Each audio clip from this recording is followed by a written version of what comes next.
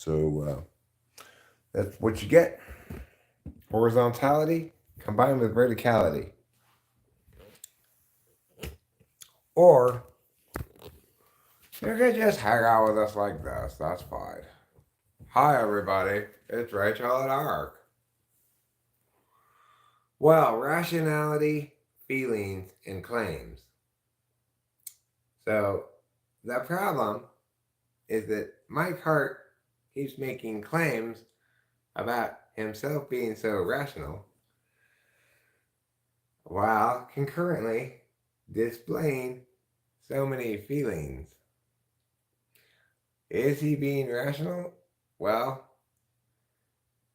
I don't know what claims he's making about typology, right? I've not looked at his shit at all. So I can't really say whether his claims about typology are rational or not. But I can say his claims about me are not rational in the sense that rational means you have a rationale. Reasonable means you have a reason. Why would you call me a narcissist and whatever else? Predicated on absolutely nothing. That's not very rational, reasonable. And then to shift gears entirely, move away from me being an unhealthy, toxic ENTP, move away from me being scared, an ENTP debate coach who's scared to provide rationale for him, to get rid of all of those lines of narrative entirely and replace them with my understanding of typology. Eric's understanding of typology is the equivalent to astrology, is equivalent to OP, C.S. Joseph, and then he throws in socionics under the bus too while he's at it. Socionics is not correct, but it's not, at least it tries, right? C.S. Joseph and OP, they're not even trying to be correct. They could not give a fuck less about being correct.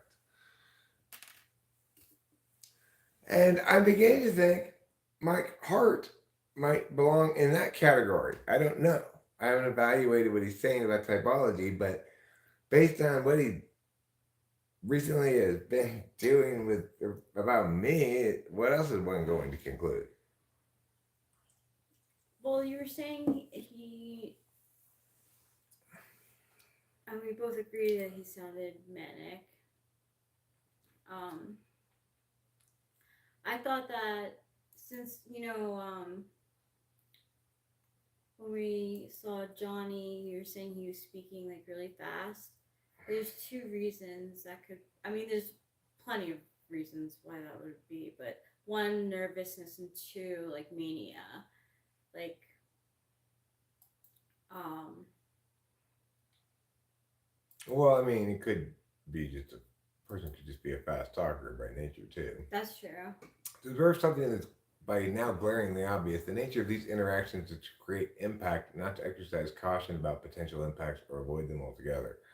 So this is actually the comment that made me want to live stream more than anything else. I disagree with Dulles. Um, I don't think he's contriving conflicts to generate controversy or to generate views or whatever other teleological explanation underlies Dulles' comment observation. You know, whatever Dulles thinks the teleology is behind this desire to create impact, whether it's like improving his YouTube channel or he just likes to trigger people or whatever. I don't think that's what's going on with Mike Hart. I could be wrong, but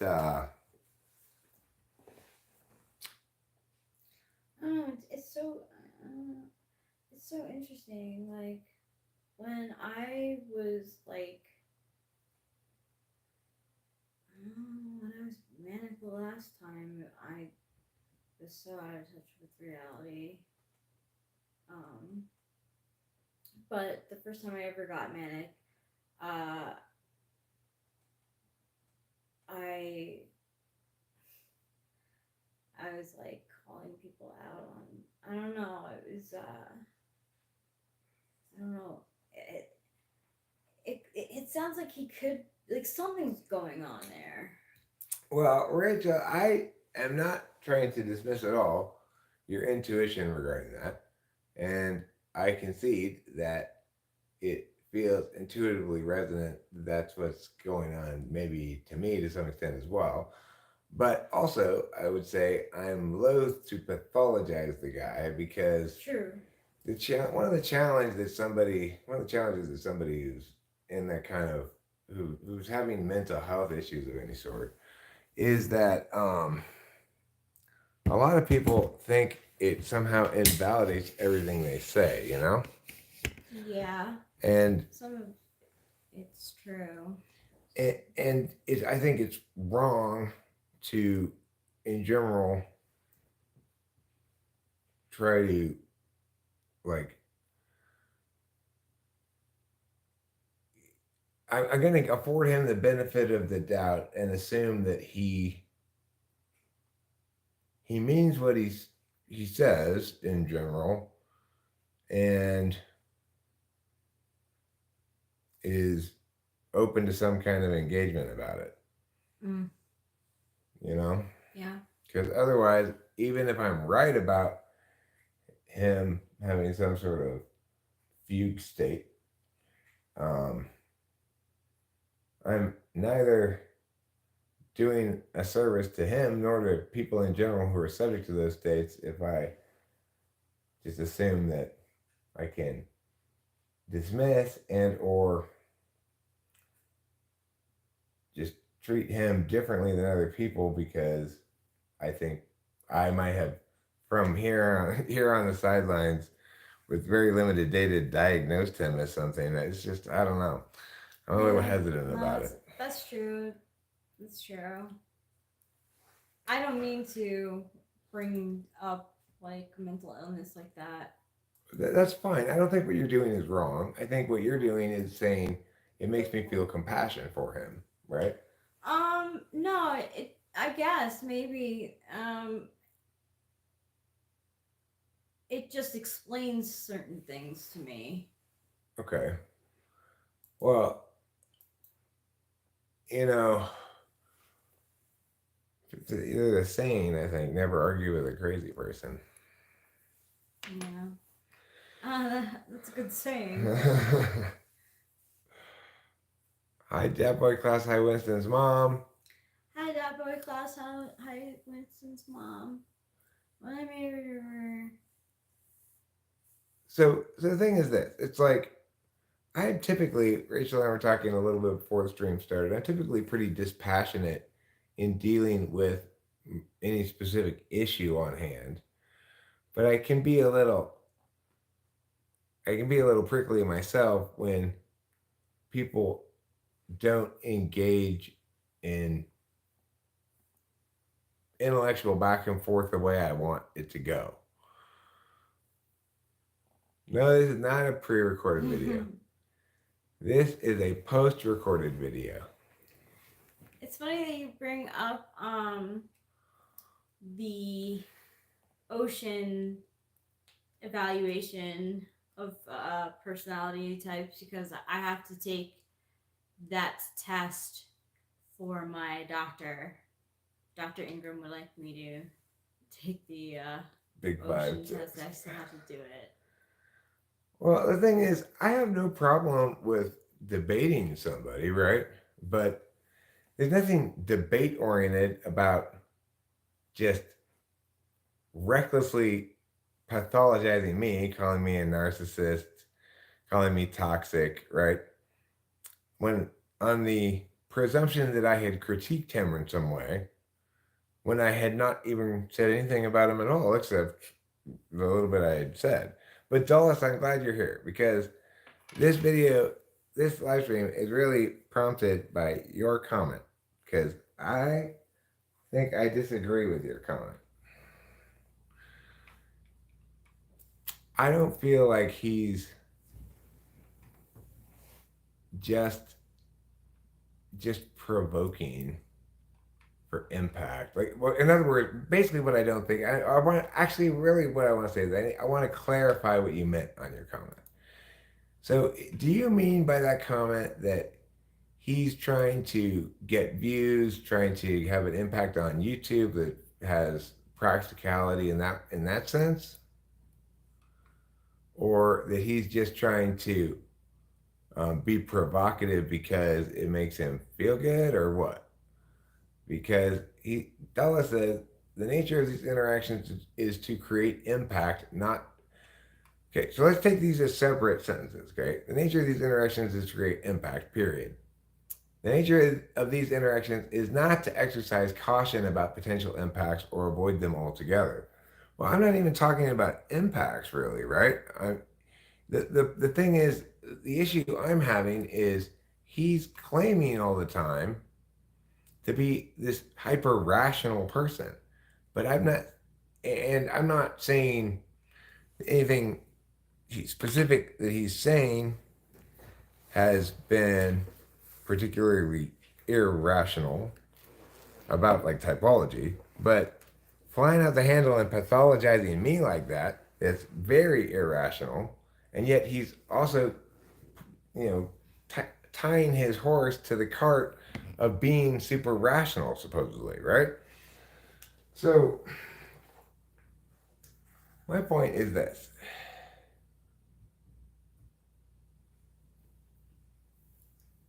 Uh, I mean, I've read some of his writing before. Like I've, read how he phrased things in the comment. It's not his writing style is not inconsistent with NTP. I don't know if I don't think we arrested him, but I don't know if we concluded he was an INTP or not. If we just sort of withheld judgment. But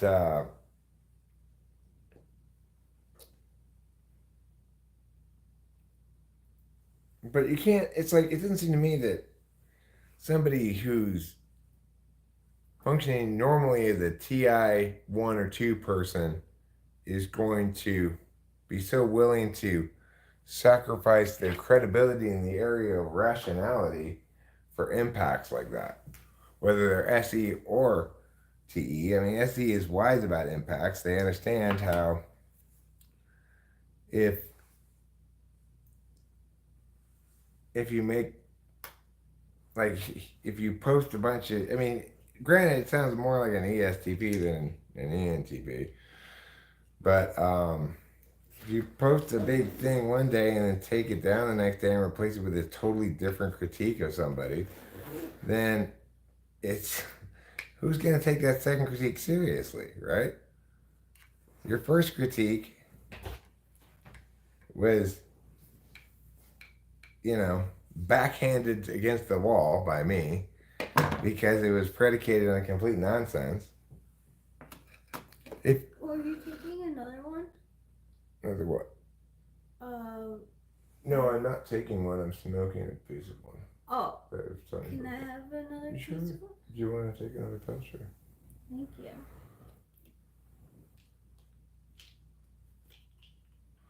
Well, that's what I'm trying to get at here, Daploid Klaus, is there's a lot of inconsistent things combining. In some ways, he writes like an NTP kind of. He has got a good sense of like voice and stuff in terms of writing sentences, not necessarily in terms of writing the whole thing, but regardless. And in other ways, he's doing stuff that seems a lot more like NI fourth than NI fifth. When your truths change from day to day, that's much more NI 4 than NI 5.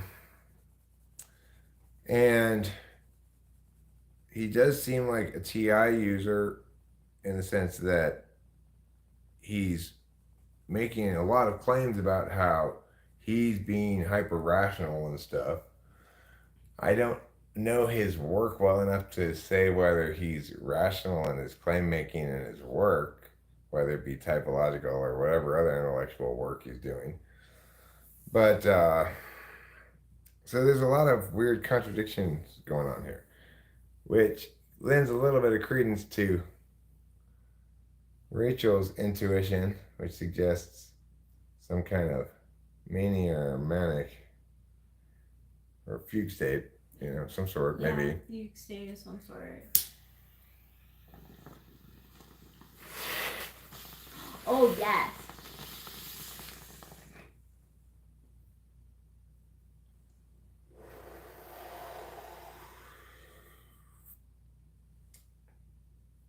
Oh yes. Mommy and Daddy love you. Mommy and Daddy love each other.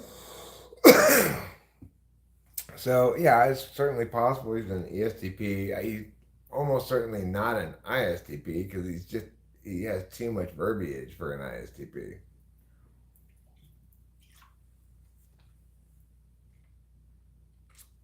So I guess I was probably a little hasty in saying I disagree with your comment. It's more accurate for me to say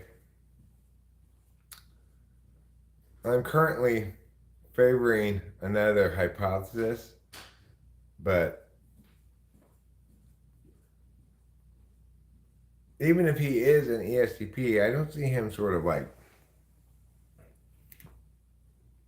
just mindlessly provoking a la Clubby and TP and hope that's all that that's all that Clash is just mindless provocation. He doesn't seem like that to me.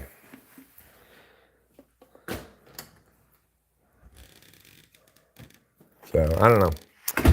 It's a mystery. It's a mystery that perhaps will never be solved. Not even in 1,000,000 years. So next time you think it's a mystery that will be solved, put that in your pipe and smoke it.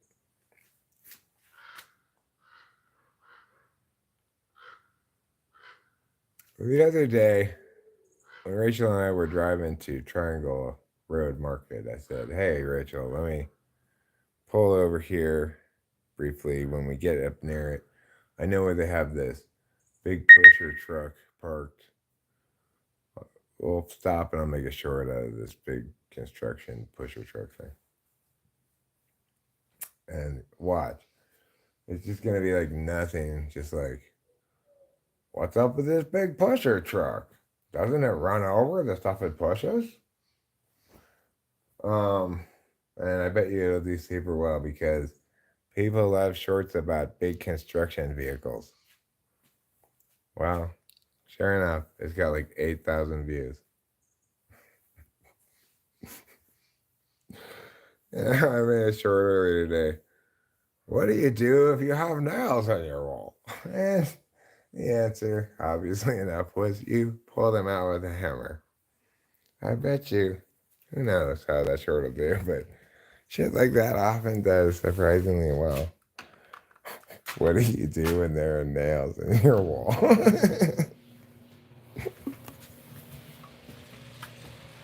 Pull them out.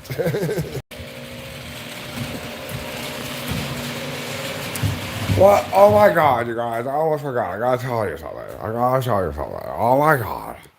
I did it. I did it. Let me turn off the fan. Just look at this. It's not going anywhere. It's not moving 1 inch. Not 1 centimeter. That's how solid it is. Oh, that's the other side. Well, this side's not moving either, then. I'm telling you. It's rock solid, too. This is the side that I did, not the other side. Obviously, the other side's not moving. It's been there for ages. But this is also rock solid, not moving at all. I got a master drying epoxy this time. So now all I got to do is wait for this. For weatherproofing purposes, I put caulk into all the gaps here and along the sides. And so I got to wait for that caulk to dry. Once my caulk is dry, Then I will scrape off a little residual caulk here, and then I'll just paint this door so it looks nicer. I'll paint over that black stuff, you know.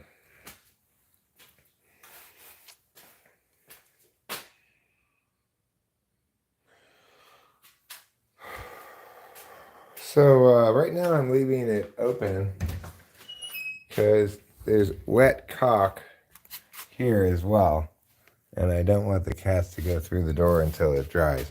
That's why I have the fan on. I'll just leave that door open until it does dry, and then the cats will just walk out the door rather than going through the cat door. Last night, I had what you might call horrible timing express. I was like, ooh, it looks cool with the moon behind the clouds. Like, it's not behind the clouds, but clouds passing in front of it a little bit here, a little bit there, right? I bring out the telescope, I get my phone out, and I try to do a video of the moon in frame of the telescope. And then I get my phone all set up, I put it back on. I'm like, well, where'd the moon go? I can't see it. It's totally covered by clouds now. And then I couldn't even film it at all for the whole rest of the night. Oh, that was terrible timing express. I wanted to get a spooky Halloween video. I was hopeful that when I actually filmed that, I might catch footage of a witch flying across the moon's face. Instead, I just got nothing of nothing. Okay, let me get a, what am I looking for? Lighter. Wait, I do have a lighter. Eric. You need to stop being such a schmerick sometimes. You have a lighter in your pocket. I was confused because it wasn't a regular size shaped lighter, you know. It was one of these kind of lighters. You know, one of those kind of lighters.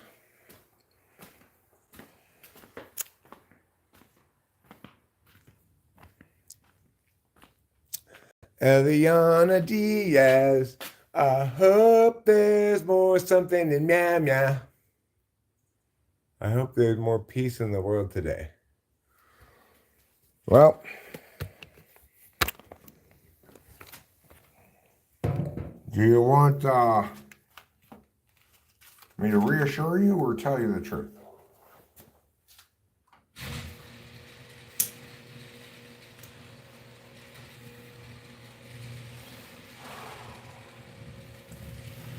Where are my glasses?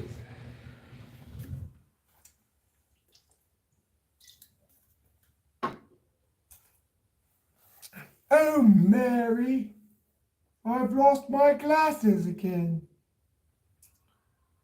You sure have. It's Mary. We're a British couple, Mary and I. I'm an old British man with a high-pitched voice was always saying, Mary, have you seen my glasses? I think I left them in my cup of tea.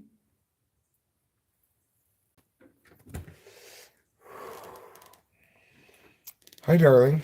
Hi, handsome. Can you chat with these fine people for 1 second while I go grab my glasses? Yeah, sure. Hi, fine people. What do you think about flavored cigarette like pumpkin pie? I think that sounds disgusting.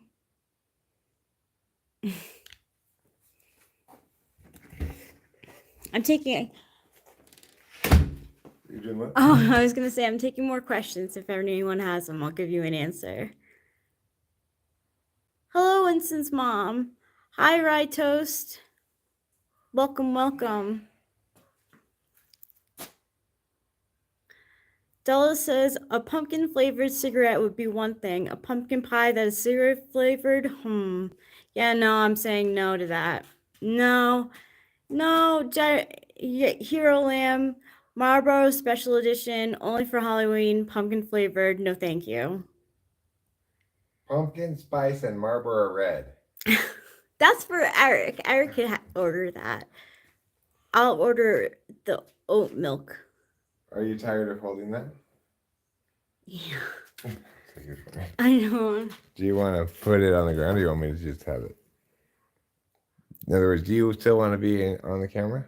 Yeah, I kind of want to. Well, then you just have to make the legs I longer. know. And you don't even have to do that, actually. What we're going to do instead is this. Now, this up as high as you want it to go. Ah, If you want higher than that, also lift the legs up. Do you want higher than that? that's good. I'm like, right. Yeah, there you go. Thank you. You're welcome. What's the best new makeup I've discovered recently? That's a good question, Winston's mom. Robert's Industrial Strength Makeup. That would be something. It's one of the hottest new makeup products on the streets. Because it's industrial strength. It's industrial strength. Strong enough for a man, but made up for a woman. That's their slogan. Wow, that's great. I wonder if you were a madman in a past life too. Perhaps.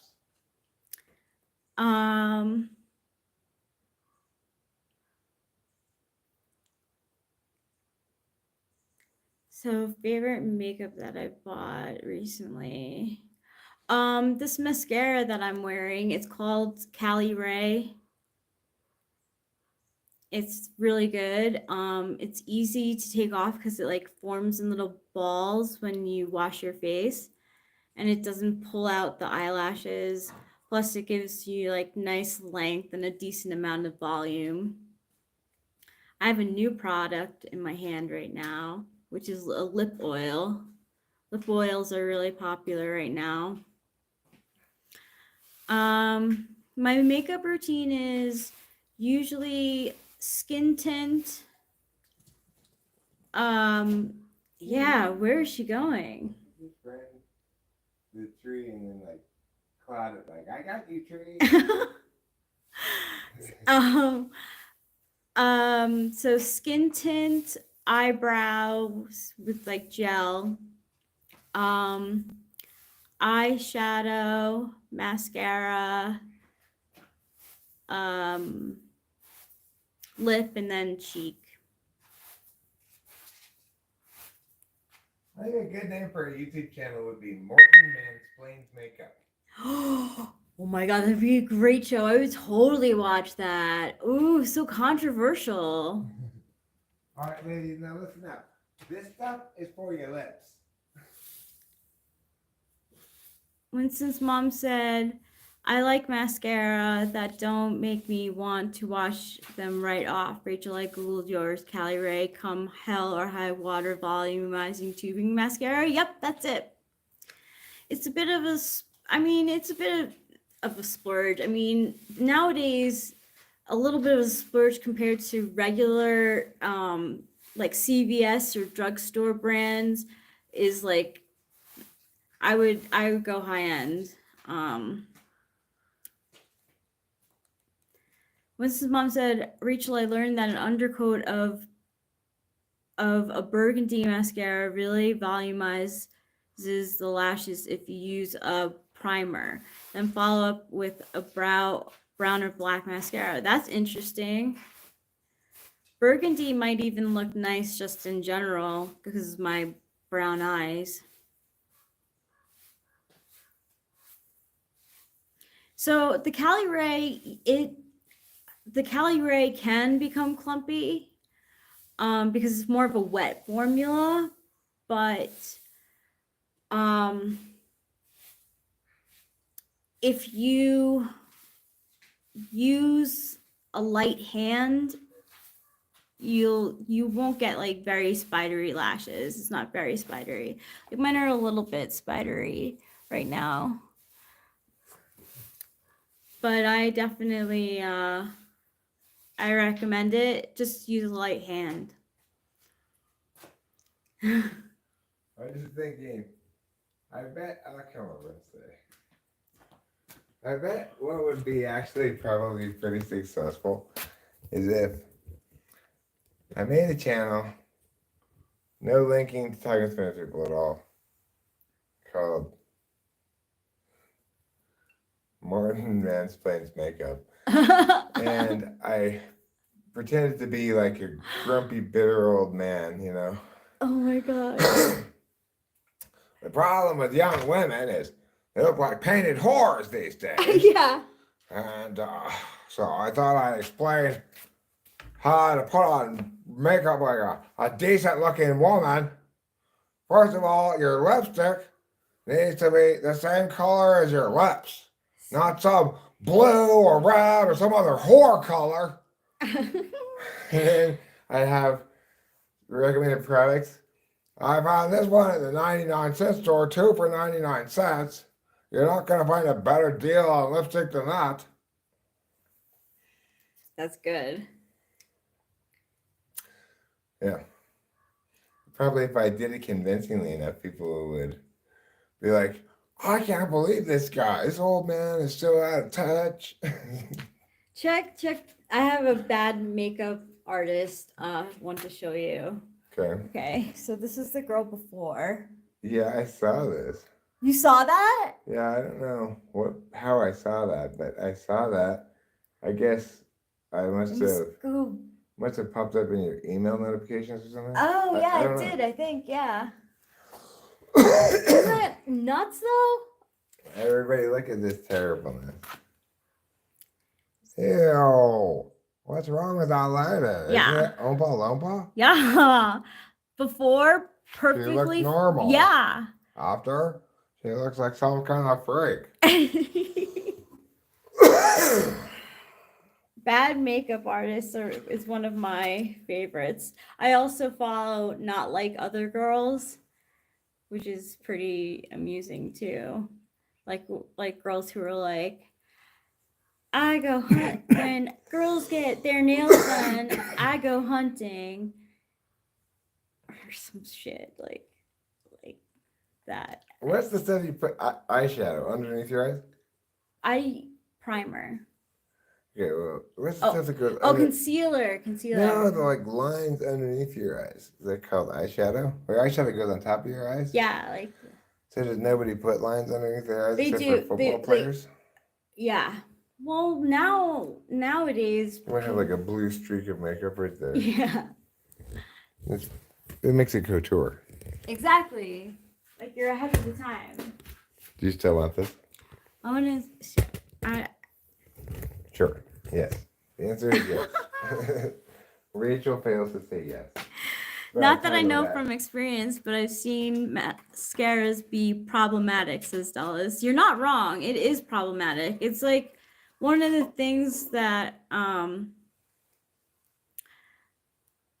that I first experimented with because I have blonde eyelashes and I always felt insecure about it. So I would play with mascara, but I got it like pretty, like I used to be crazy when it came to mascara. Well, you know that mascara is a contributing factor in almost 80% of butterfly kiss accidents. Butterfly kiss accidents? What's that? Butterfly kisses when you kiss your eyelashes. Oh yeah, that's right. Butterfly kisses.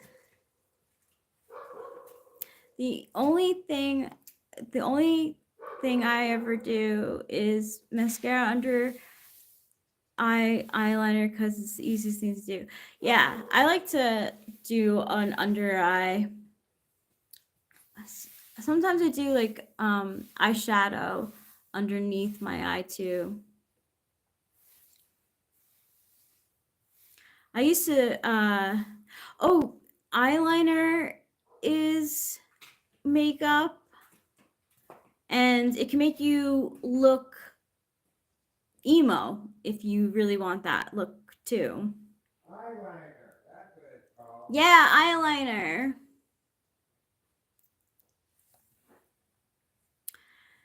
What do you think about drawn on eyebrow for women where they make it look like a black Sharpie color? Hero lamp, I think those are usually permanent. It's like tattooed on, and I don't recommend that. I could give a lecture on how people should use rouge and never blush. Rouge and never blush. I like that. So like what's the difference? What makes rouge rouge? Well, back in my day, it was acceptable for a respectable lady to wear rouge. I'm not sure what this blush stuff is.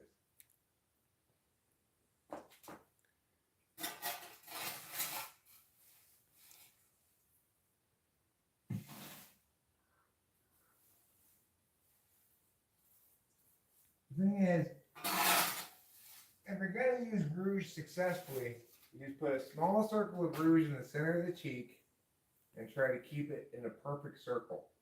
That's my technique. Winston's mom says, we began to butterfly kiss, which is when you touch your eyelashes to the other person's skin. I was going to respect Edward's desire to wait, and he was going to respect my desire for winged creatures. The Harvard Lampoon. That's a terrible joke. That qualifies as a terrible joke. I believe it.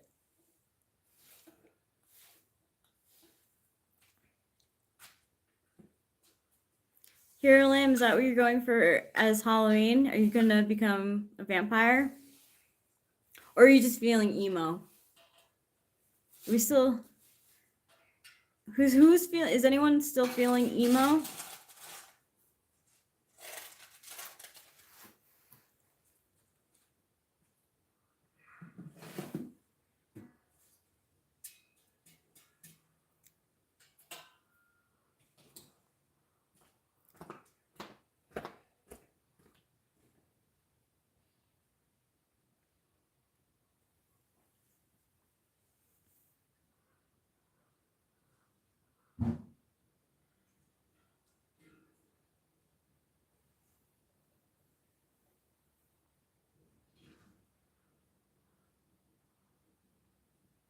Hey, New Groove, what up to you?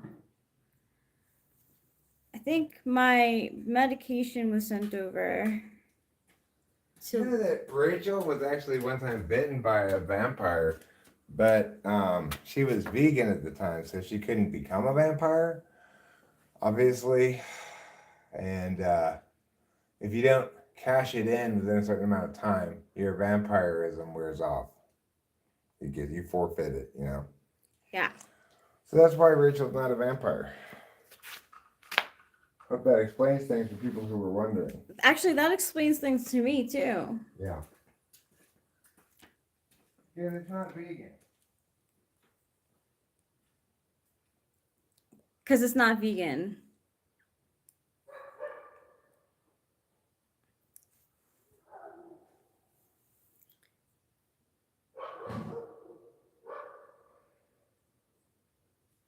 Now it looks like a devil. Apparently it's named Ogre. The last emoji you used, it looked like a vampire.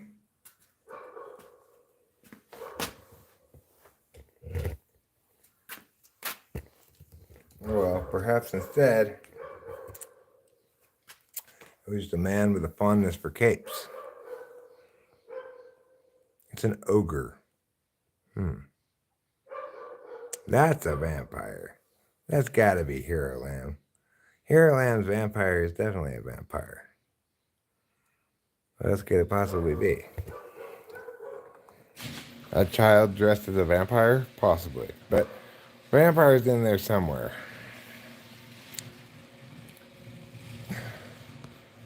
Well, I guess.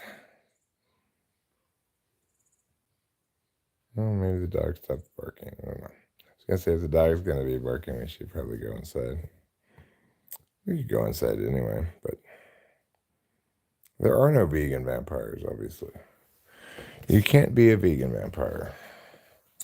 Blood counts as the same as cheese. Wow. Blood is sometimes known as the cheese of the veins.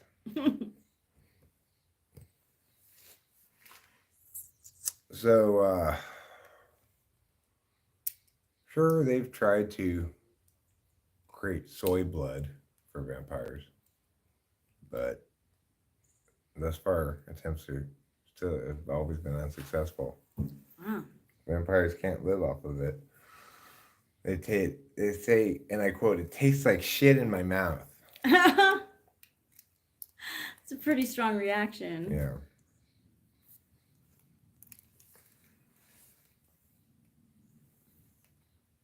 Yeah.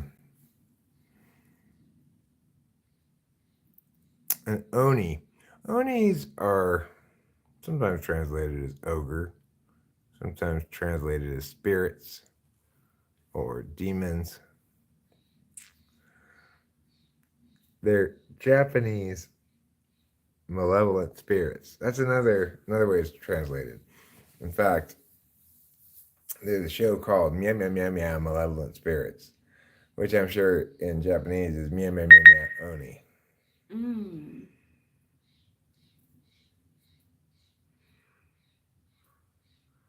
This integration is a good album.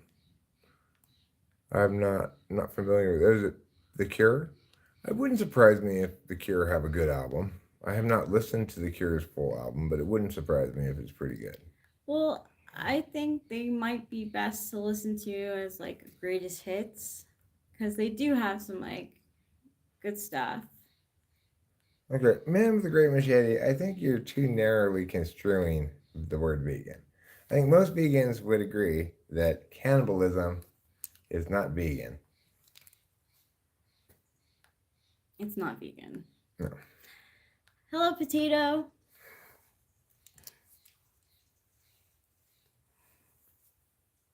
Hi, Potato. You are the fairest of all tubers. We have got a fair number of you in our pot roast in the kitchen in the crock pot. I cut them into smaller pieces. You may have noticed this time, Rachel. Mm-hmm. All the carrots, by the way, are on the bottom. I meant to Oh, mention they that are? to you. Okay. Yeah. Some are in it for the health. Being vegan is not healthy, though. I mean, you might make an argument that vegetarianism is healthy, but veganism is definitely not healthy. Your body needs protein, you know. And no, beans aren't good enough. It's not cannibalism if the person's still alive. Well, then what are you eating the blood of? Is it not an animal? Is it not a person? What is it then? It's like are vegans okay with like bleeding an animal and drinking that blood? No. As long as the animal doesn't die. No, they won't even eat the eggs of chickens that the chickens don't even want anymore after they lay them. Mm-hmm. It's like a vegan would rather just throw a perfectly good egg away than eat it, even though it's not fertilized. The chickens have no choice but to lay eggs. Although it's interesting when a survivalist who's vegan goes on Naked and Afraid and breaks the veganism because desperate times called for desperate measures, you know. Veganism is not it's not cheap. Honestly, it's pretty expensive to be a vegan because you're buying like it's like specialized stuff. So like soy chicken nuggets, like Yeah. it Morningside Farms. Mm-hmm. Mm-hmm. Yep. Yeah. Oh yeah, Melinda, right? I lived with one for a while. Yeah. It's like gotten better. I mean, I always actually rather liked all the Morningside Farm products. I Me like their too. fake bacon. I like their fake sausage, breakfast sausage. I even thought their fake burgers were pretty good. Yeah, they are. They actually really are. It's just they're a little bit more expensive. But if you're vegan, it's no problem. That's what you eat. Right, but the thing is, those things are more expensive than regular hamburgers. So when I realized that, I was like, okay, well, yeah, these are fine. These are pretty good, but I'm not going to eat any more of them because Yeah, they're more expensive. expensive than real hamburgers. It really is. And then forget about like socializing anywhere too. It's like you have to bring your own food because most hosts they do think about like what the people are gonna eat, but they don't think about what the vegan's gonna eat. So the vegan person has to bring their own food. It's like It's like how full synthetic oil is more expensive than regular oil. You think fake oil would be cheaper than real oil. Instead, it's more expensive. You'd think fake meat would be cheaper than regular meat because it's made out of vegetables, for yeah, fuck's sake. yeah, Instead, it's more it expensive. is. It is. Yeah. You'd think non alcoholic beer would be cheaper than regular beer, but it's exactly the same price. Yeah, that I'm surprised about.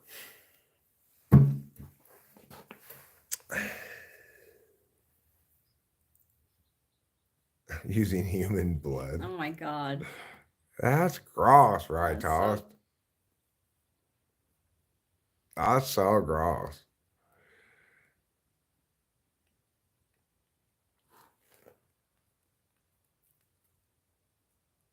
You can't live off of a few ounces of blood a day. Well, the thing is, the reason why people go off veganism and naked and afraid is if you are going to eat a bunch of vegetables, you better eat a lot of vegetables, Yeah, or you're not going to be very full. yeah. A lot of them break it. A lot of them break their veganism. Some of them they even go in like I'm not gonna change. I don't care what happens. I'm not going to eat any meat, but they usually end up pretty hungry, and then they see their partner eating like some meat that they caught that day, and it's like it's over. Well, the thing is, there are two things that release, like, I am full satisfaction feelings. They're fats and sugars. Mm, You don't get much fats from vegetarian food. You know, you can get a little bit of fat from like olive oil and shit like that, but yeah, what you really need is obviously meat with fat on it. Otherwise, you'll just be hungry all the time. yeah.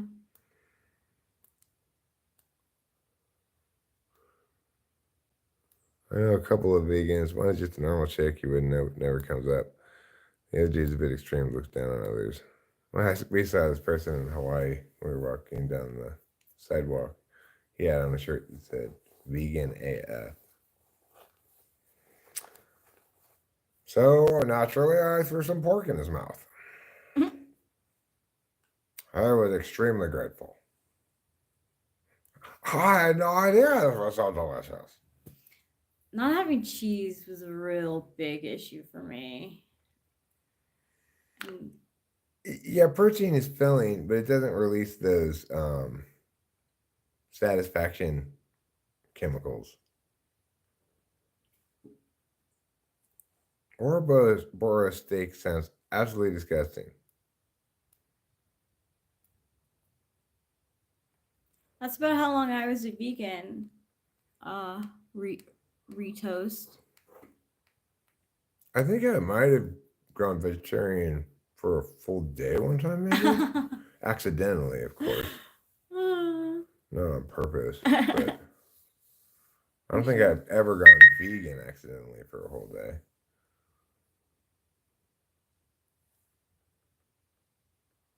What does Sarah at Cosmic Media have to say? She genuinely believes something. She definitely does. That's what she says. I genuinely believe that the message I have for you today is going to change your life in ways you'll never expect unless you click this link. Then you'll find out just how amazing this powerful message of affirmation is for you today. I'm actually like pretty excited and hope that we get those astrology readings from that guy that we typed and his mom. Cause like if they, I don't know, there's ways of doing it so that like more negative aspects can be talked about in a positive way. Yeah. Probably they took one look at your chart and it was just like, ooh, Oh. what did we get ourselves into? It's all scores and yachts. Oh my god, there's no way to positively spend this. It's the worst chart I've ever seen. That's your fear. No, it's not the worst. It's definitely got its issues, though. Apparently. Remember that guy Brian Chambers? He used to do that in his videos. He did MBTI content, but then lost subs after abandoning it. IIRC lol. What's IIRC? Yeah.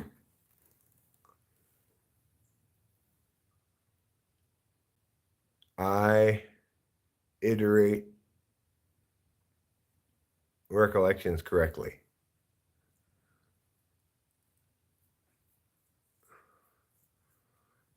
Oh. He guarantees that if you watch this till the end, the thing I tell you in this video will change your life forever if you apply it. Hey, Rubinar. Oh, I was close. I iterate recollections correctly is pretty close to if I recall correctly. Yeah, it is.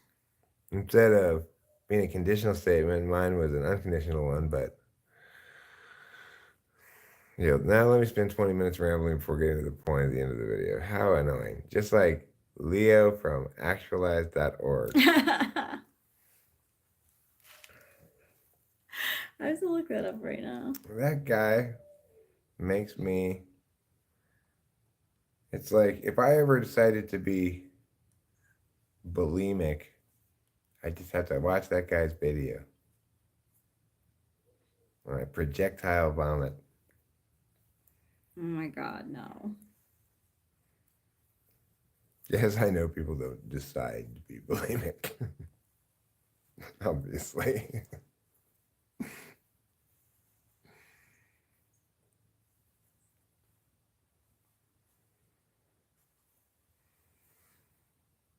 Well, here's a 10-cent word we should all try to sneak into casual conversations. Autosarcography. Autosarcophagy. Autosarcophagy. What does that mean? Does it mean like being automatically placed into a sarcophagus? So I was hungry the other day and considered whether to order the meatloaf or just to try some autosarcophagy. Autosarcophagy. The guy is a windbag. I was talking about him the other day. I thought he was creepy vibe. He seems to have like hidden rage I pick up on the actualized guy.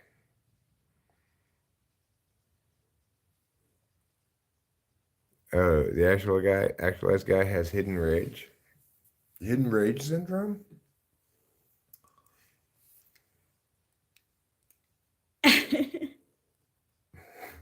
Am I successfully hiding rage in that instance?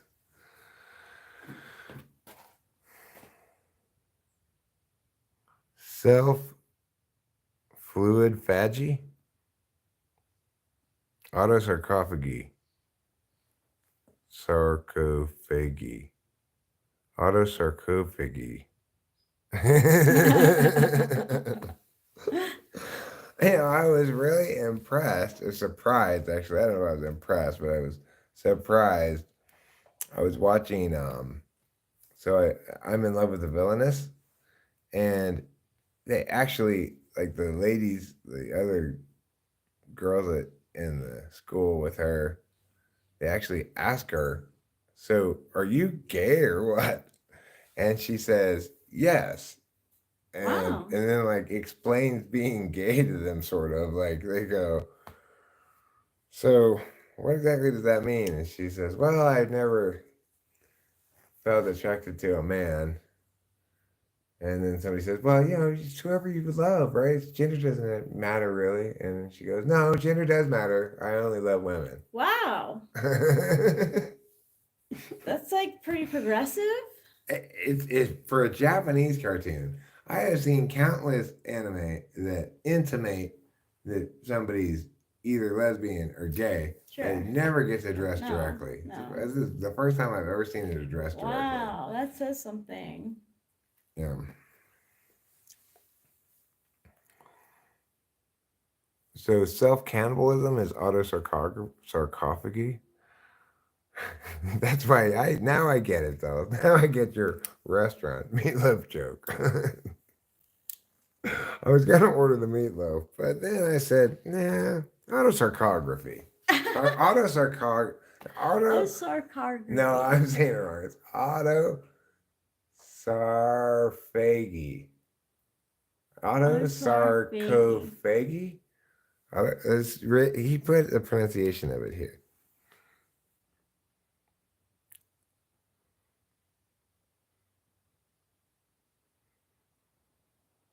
Where is it? Autosarcophagy. Autosarcophagy. Autosarcophagy. Or autosarcophagy. Well, it says it's phagy, so. Autosarcophagy. No, not G. It's not Gee. It's Gy. That's ghee. Like Indian clarified butter.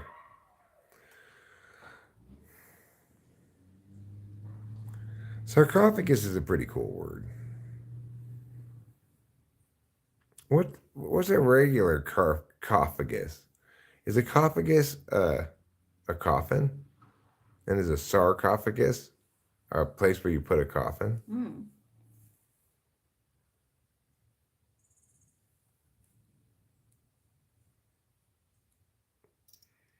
Do you know that there's no actual peanut butter called Jiffy? No. Who believes there's a peanut butter called Jiffy? Or that there was?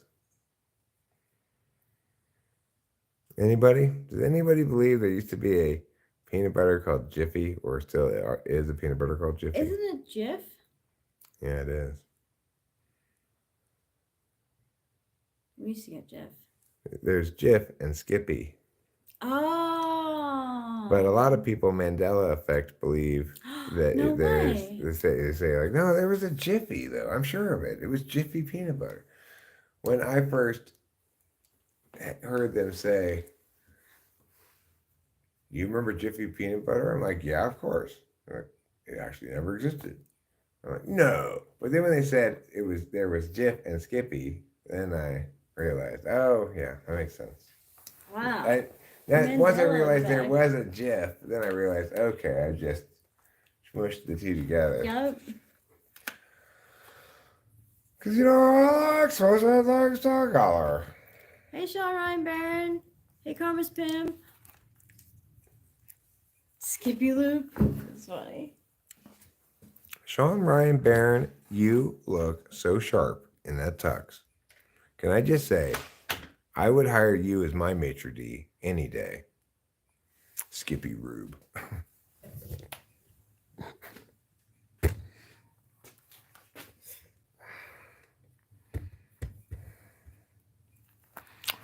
Here we go. Skippy Loop, Skippy Rube. What do you do? Skippy Loop, Skippy Rube. Change my oil.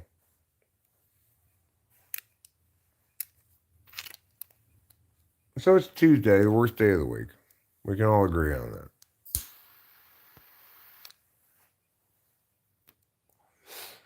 Ain't nothing of note never happened on no Tuesday. What about Pearl Harbor? Was that on a Tuesday? Was Pearl Harbor on a Tuesday? Anybody remember?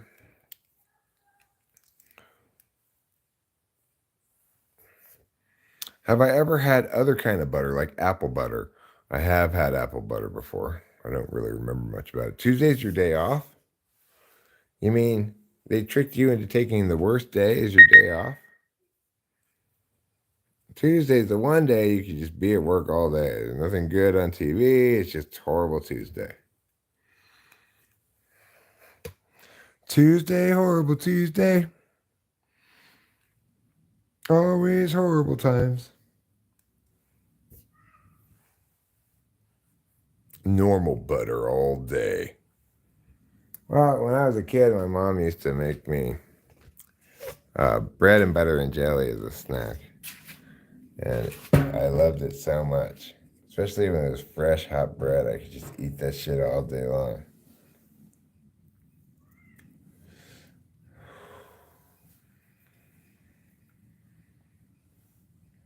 I mean, anybody should be able to recap their day, if they put some effort into it. It's not like it should be that difficult to remember what you did earlier today. I mean, look, the thing is, compare it against fourth slot, right? My fourth slot SI is very good. I have no difficulty whatsoever recapping endless amounts of detail from my day. So I got up at about 7:40 this morning, and I poured the cat some more food. I watched the cat eat. I went outside. I poured myself a cup of decaf coffee. I heated it in the microwave. I put um, creamer in it. I went out to the garage to smoke a cigarette. Then I came back inside and I started to watch, to check Crunchyroll, see what was out yet. But I didn't end up watching Saints Magic Power is Omnipotent at that time. Instead, I ended up playing around with some music stuff for a while. And then, so it's like, do you provide that level of detail? Can you? Will you, without planning to a lot, right? Alzheimer's makes you bipolar. Well, yes, it's true that personality can change in the event of traumatic brain injury, a cognitive disease like Alzheimer's disease. Obviously, you're not going to seem like you are the same person as you were before you had Alzheimer's disease.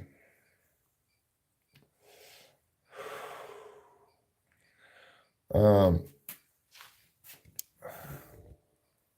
but yeah, but lots of people are always forgetting stuff, and people worry about whether it's their memory or not because they compare themselves against other people they know who seem to remember everything.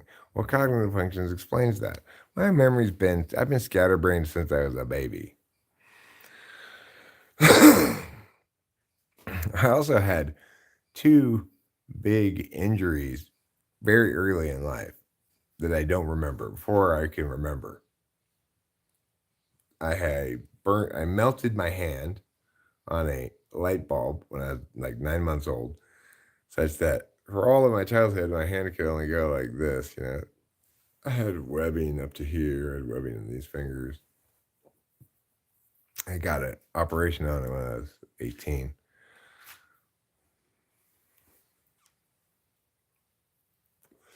And then the other one that I got was, yeah, well, in the immediate aftermath of a severe emotional trauma, I think people retreat to their fourth slot function and can thereby behave more like their dual.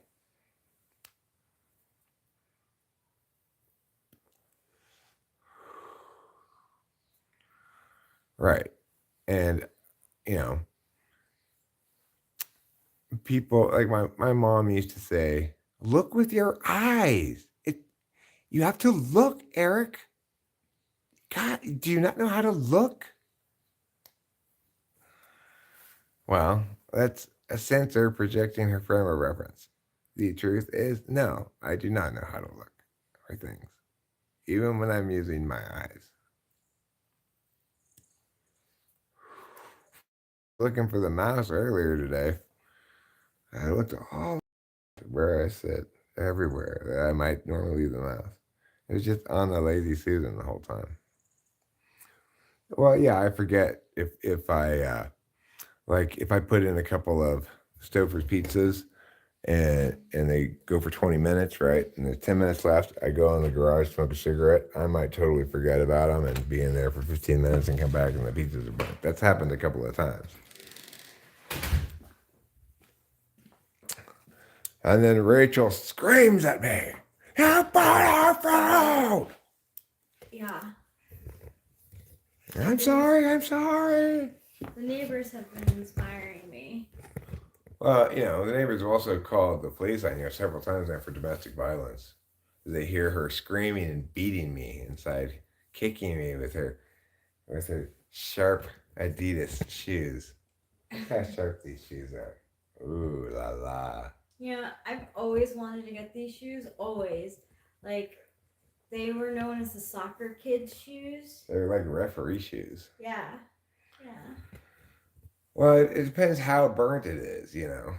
If it's burnt, if it's a couple minutes overdone, it can in fact still be quite good, and maybe even as good as the exact right amount of time. But you go more than like 5 minutes overdone, and so quickly becomes inedible. So I hate to. I, I'm gonna check what day you were born because I think you might have been born on Tuesday. Tuesday. Okay, cool. Well, that's good to know.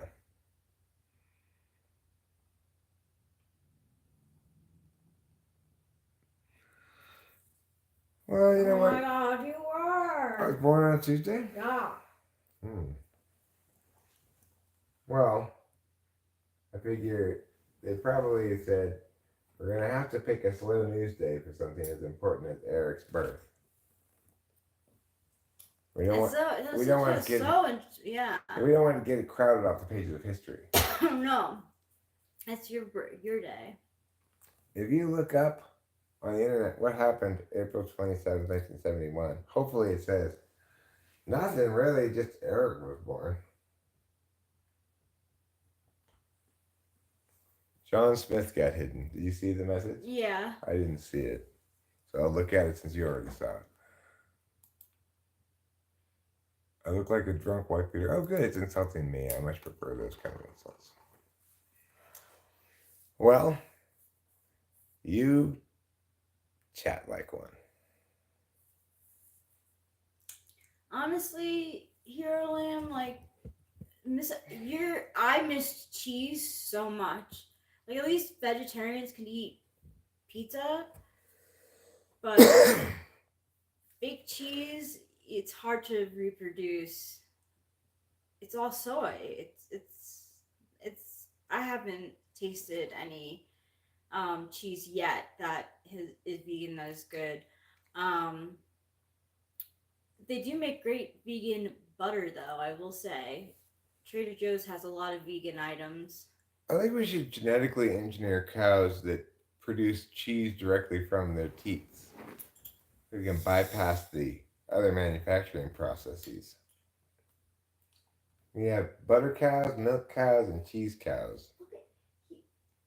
I was gonna say, look at how he looks at Pee Pee with like these glaring eyes. Every time yesterday, I threw a shoe at him because I wanted him to know that it's not okay for him to do what he was doing, which was trying to attack her. Good, that's good. I had to. It makes me feel better that I threw my slipper back in the day at him before his. Yeah, this isn't gonna hurt. Like this shoe's not gonna hurt. It's not No. like a steel-toed boot or No, something. but he doesn't listen, so we have to do something because he's a narcissist. Yeah, he really is a very narcissistic cat. Lou, good evening. Welcome to Talking with Famous People. I wish you all the best on this fabulous October evening. I don't know if you're aware of this, but Taylor posted a short, a very interesting, amusing short, in which some idiot is trying to talk all kinds of shit about Taylor. But the gist of the short is Taylor's a narcissist because Taylor thinks he's famous because he's been on Talking with Famous People. That's some specious reasoning indeed. Hey, Lou. Yeah, facts, Karma Pim. Yeah, Taylor like flow state. Taylor's a narcissist because he must think he's super celebrity famous guy or something because he's been on Talking with Famous People. Vegan pizza, I'm telling you, it's different. It tastes. The cheese is different. It's not the same. The cheese is not like has not evolved with the growing of veganism. It's just not. Of course, is your bread even going to be right? Doesn't bread take some dairy things in it? You have to read the label. I mean, like, doesn't pizza dough probably, actually, Doesn't. it doesn't It require any doesn't. dairy, Yeah. huh? You just use olive oil, flour, and water. Yep. But the cheese is this like soy fake. I don't know. It's not just not good in my mind. I like pizza, so I didn't really like diet. Diet was like last hope sort of thing. Like You want to talk about some doing the disservice to a word. The word narcissist, as it is used in contemporary society, is is rapidly losing all meaning. yeah, it is. Because who uses the term most often? People who themselves are actually pretty toxic.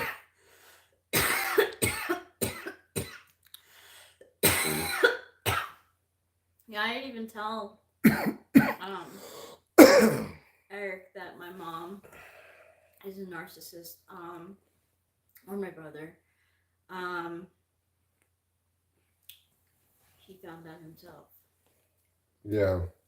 And the thing is, it's better to say they have accountability avoidance disorder. At least that describes what's wrong with them. Yeah.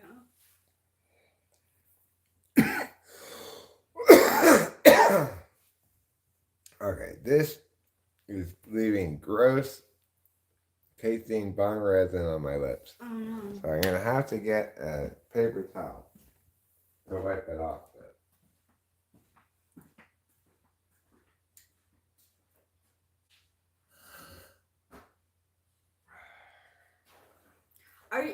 What about you, Luminix?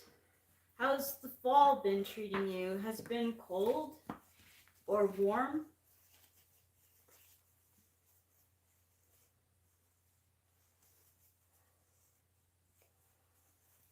I watch Ryan Hall too. Ryan Hall, y'all.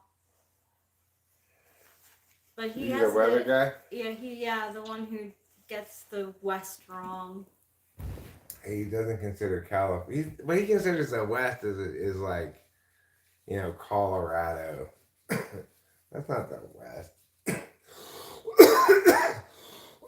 I mean, it's the beginning of the West. He like excludes like even Washington too. Like he doesn't ever talk about like California, Oregon, or Washington.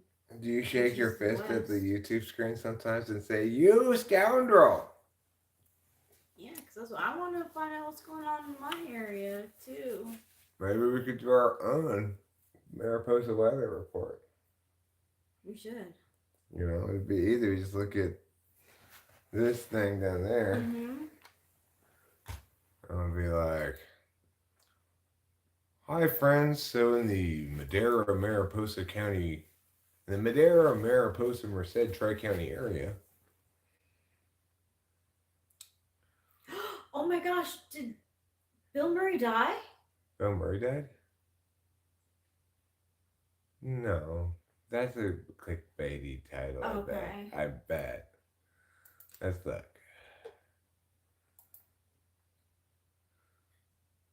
Yeah, news. Let's see. No, it would have been front and center. Bill Murray.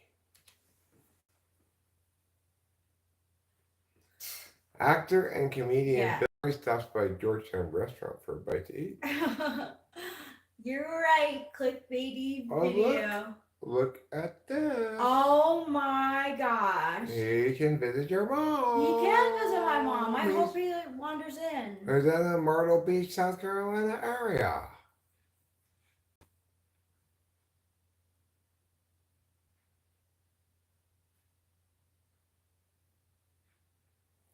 Is Georgetown in South Carolina? No, it's in Washington, D.C. But there could be a Georgetown in South Carolina. I don't know. Forget an agent. This is how you hire Bill Murray for acting roles. Interesting. Yep, that is true. Bill Murray uses instead of traditional means to be contacted for movie projects to avoid constant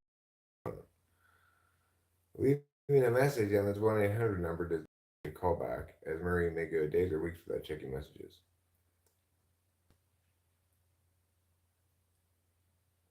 Filmmakers have to go through challenging and unconventional methods to contact Murray, including recording and sending messages, sending letters, and even calling his lawyer for confirmation.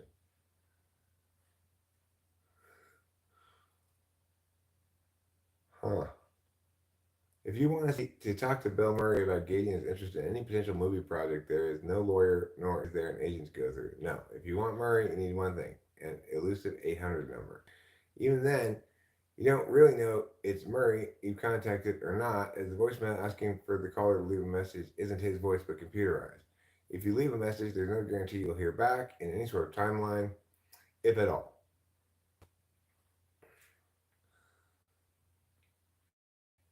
The representatives for the Dead Don't Die left a message but had no idea as IndieWire up at the Cannes Film Festival premiere until he arrived.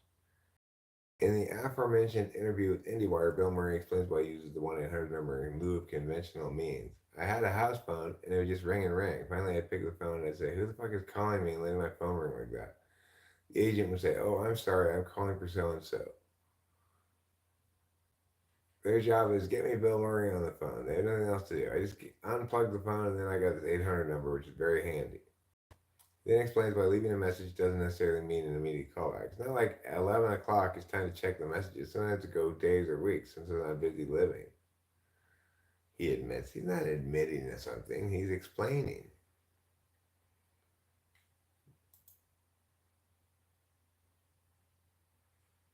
Leonardo DiCaprio is rumored to own the world's most expensive movie poster.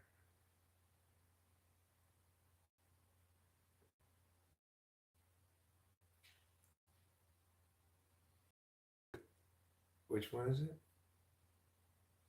Where's the picture? Metropolis. It's a movie poster for Fritz Lang's science fiction masterpiece Metropolis. Well, he's very much like the Great Gatsby, really. Leonardo DiCaprio. No, he's more like the. Well, he's like a combination of Great Gatsby and the guy who plays in Wolf of Wall Street. In other words, he's bad to the bone. Well, I don't know. I could be judging wrong. We know what Bill Murray whispered to Selena Gomez in these 2019 viral photos thanks to Timothy Chalamet.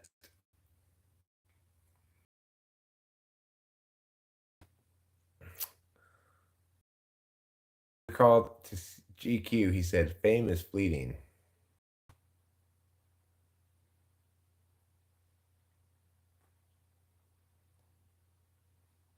What did Selena say about it? Wait, no, not that.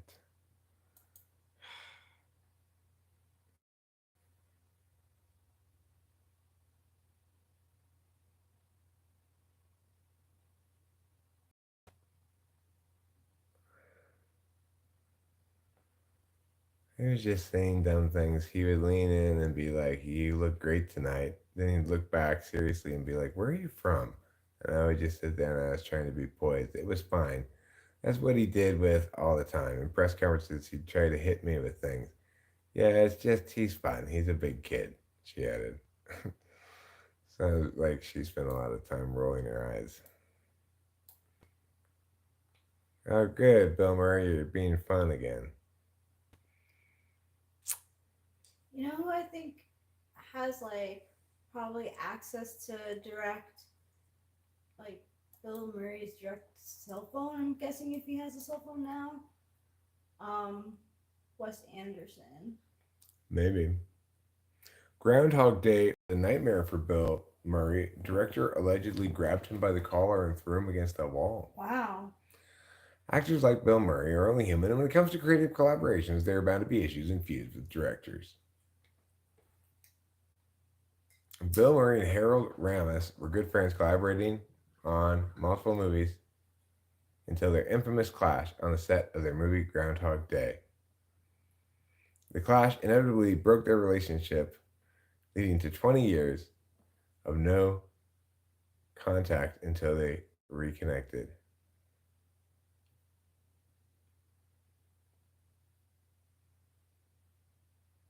We can change the race of the bimbo.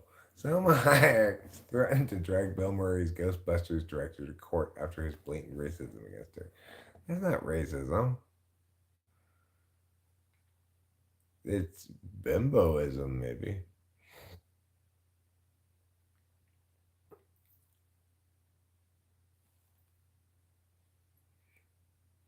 So what did he do? Oh, don't be one of those horrible things.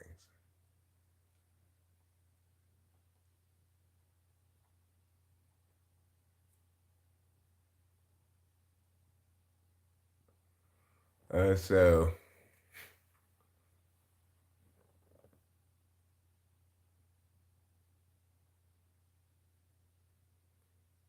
So, Murray is infamous for being eccentric and was way too interested in the movie's script, even going ahead to have the whole script rewritten, and thereafter trouble started on the set.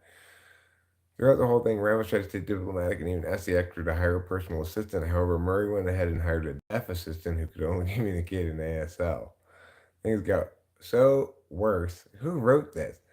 Things got so bad that Ramos, too exhausted and frustrated, grabbed the lead star's collar and threw him against the wall. Then they reconciled some years later.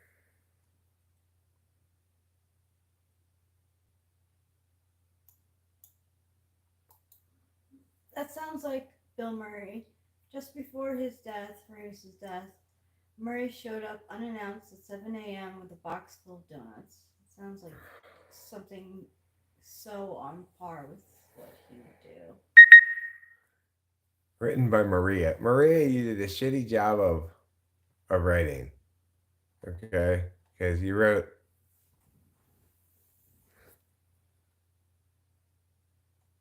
Things got so worse. Things got so worse that Ramus, too exhausted and frustrated. Too exhausted and frustrated to do what? Grabs his lead star's collar and threw his door. That's a terrible sentence. Maria.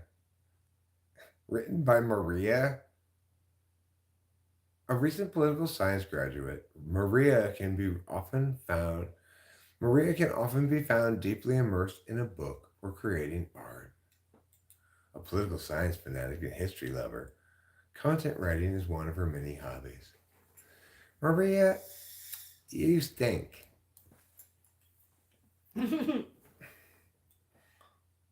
No, Bill Murray's not dead. He's alive and well. He's alive and well. Steven Seagal is a horrible person.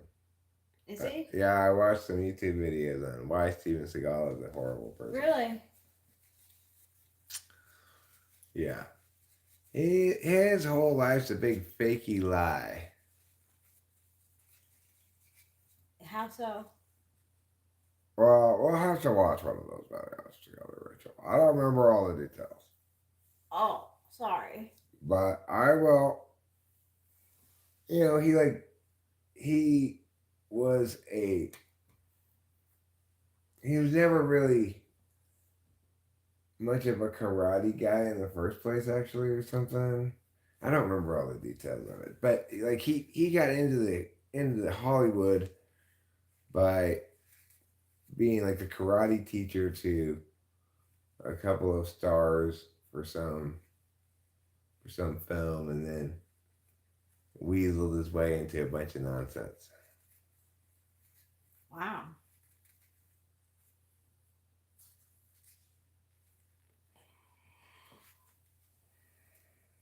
The other day I brought up Destiny. I confused him with Vosh. I have done that probably before too. This is mom.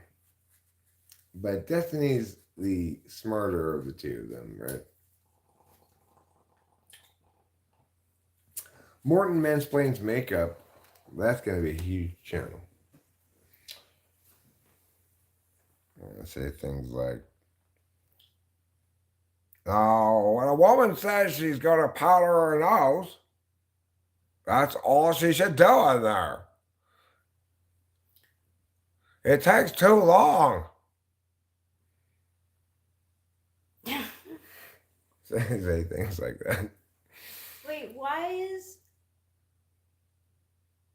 Leonardo DiCaprio like Because he's got the world's most expensive movie poster. like that's a Gatsby thing? Well, yeah, it's like a show off your shirts thing, you know? Remember when she shows off all of his different shirts? Oh. Yeah, I do. And he's like, I got this and this and this and this and this. I got the world's most expensive movie poster. From Italy. It costs more than your house. It's true, it did cost more than our house. $690,000 for this movie poster.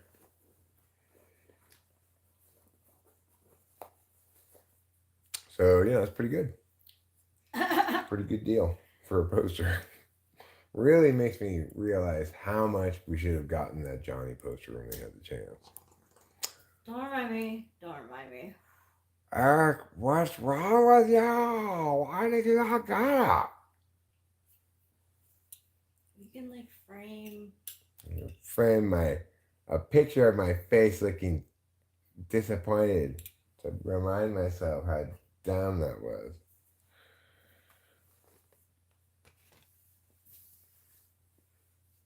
We can be reminded of it every day. So I have a question. I have an answer. He said that he's been considered for a Grammy. That means nominated, right?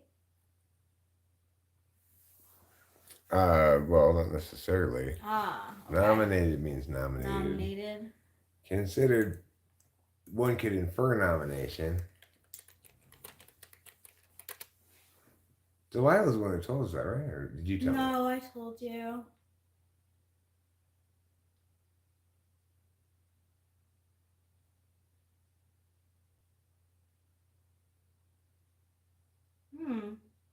That's interesting.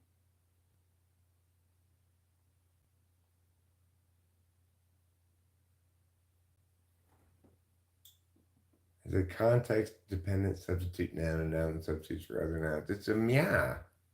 It is a meow.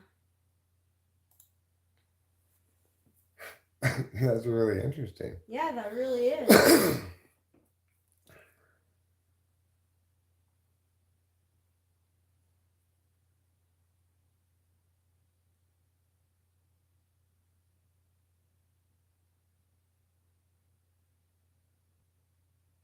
No, it hasn't been updated. Let's see.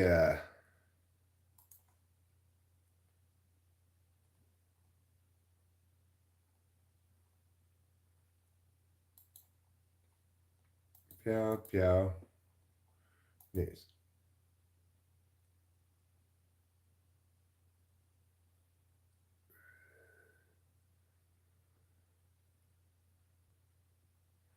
I don't see any news about Grammy nominations. It's okay, so he's just considered for one then.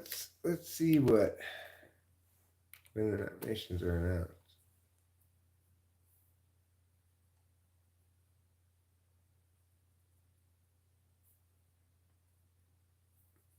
Is poised to become. Okay. Let's see. Poised to become one of the most nominated artists. Okay, stop.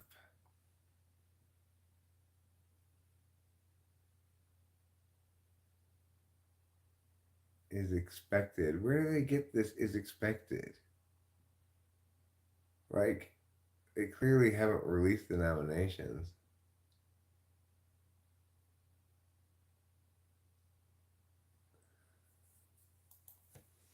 Who's being considered for Grammys?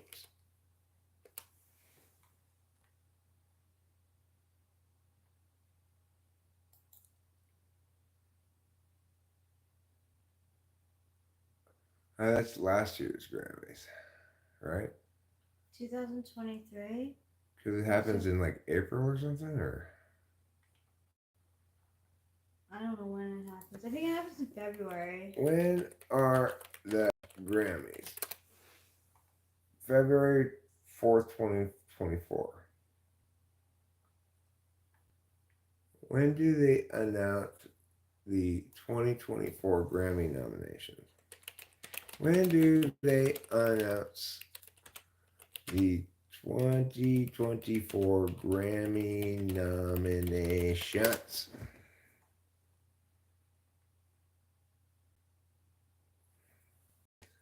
They will be announced November 10th, 2023. Cool.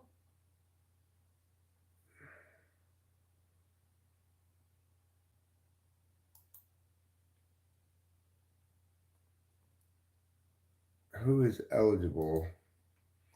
Billboard.com. Who is eligible for Best New Artist? 405 eligible people.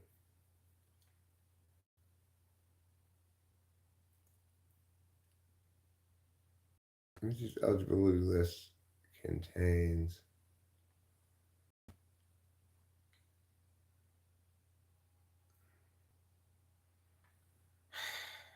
you and your ads. Stop. Stop. I don't want this either. Stop. This I don't want. I don't want any of those things.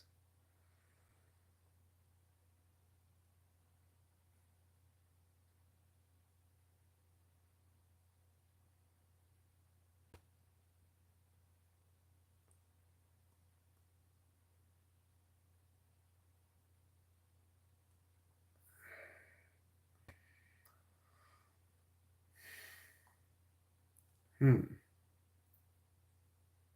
Well, he's nominated for something. I mean, considered for something. Oh, it's just a sampling. Let's see.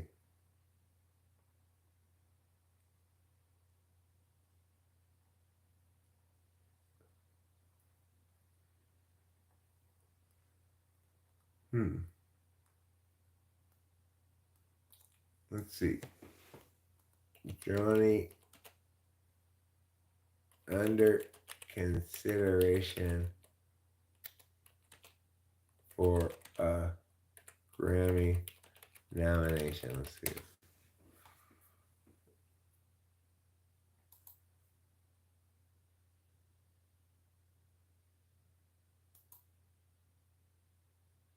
Ah.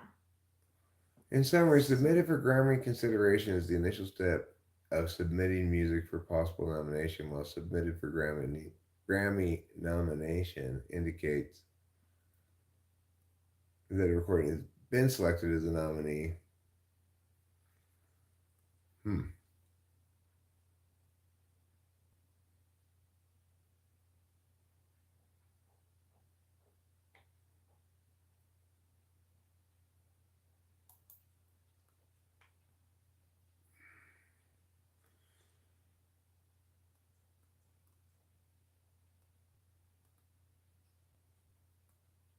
Hmm.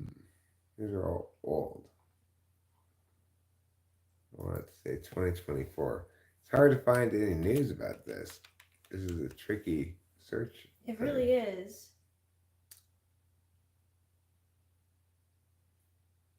Doja Cat was nominated for 3 awards at the 63rd Annual Grammy Awards.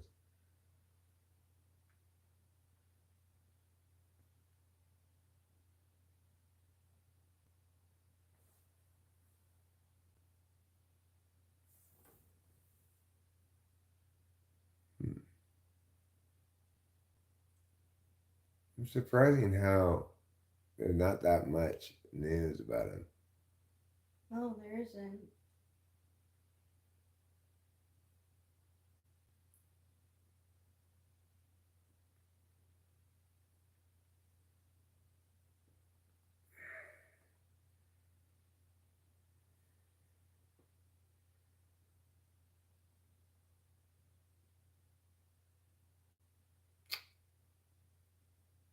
All right, that's it. I give up looking for any more information on it. Eminem versus Johnny in epic rap battle. Hi, Jeremiah Fix. Oh my god. Johnny would be like, "You're better than me." Yeah. You're everything I'm not. Oh god, it fucking hurts. Because I'm not like other guys, I'm worse.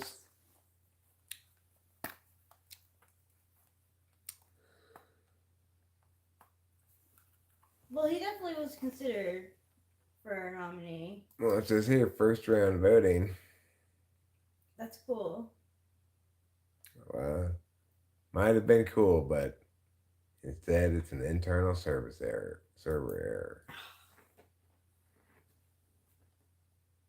Well, internal server error.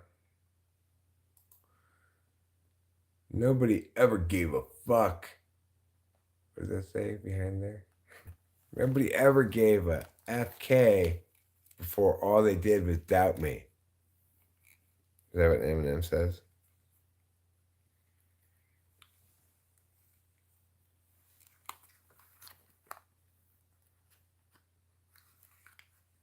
Yes, it does show media. It's annoying. No, it's not just on your end. It's on my end too. Sometimes I have at least on one occasion before just gone here if I really wanted to see what was behind it. Just gone here and been like, yeah, put like a period or something just to make it go up.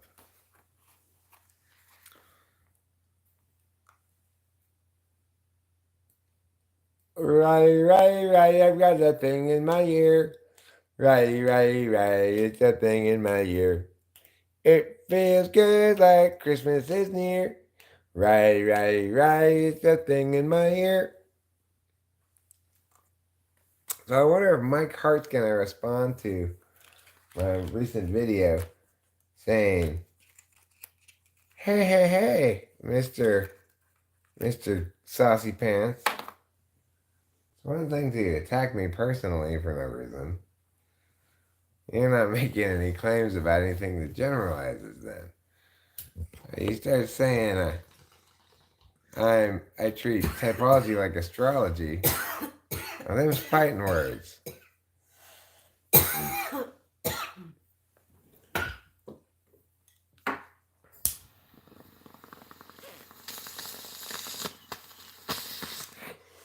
Resort a GoFundMe to raise awareness about how I want YouTube to change the location of the heart. We're gonna raise awareness. I would nominate you for a Grammy. Thanks for my song Raise Awareness.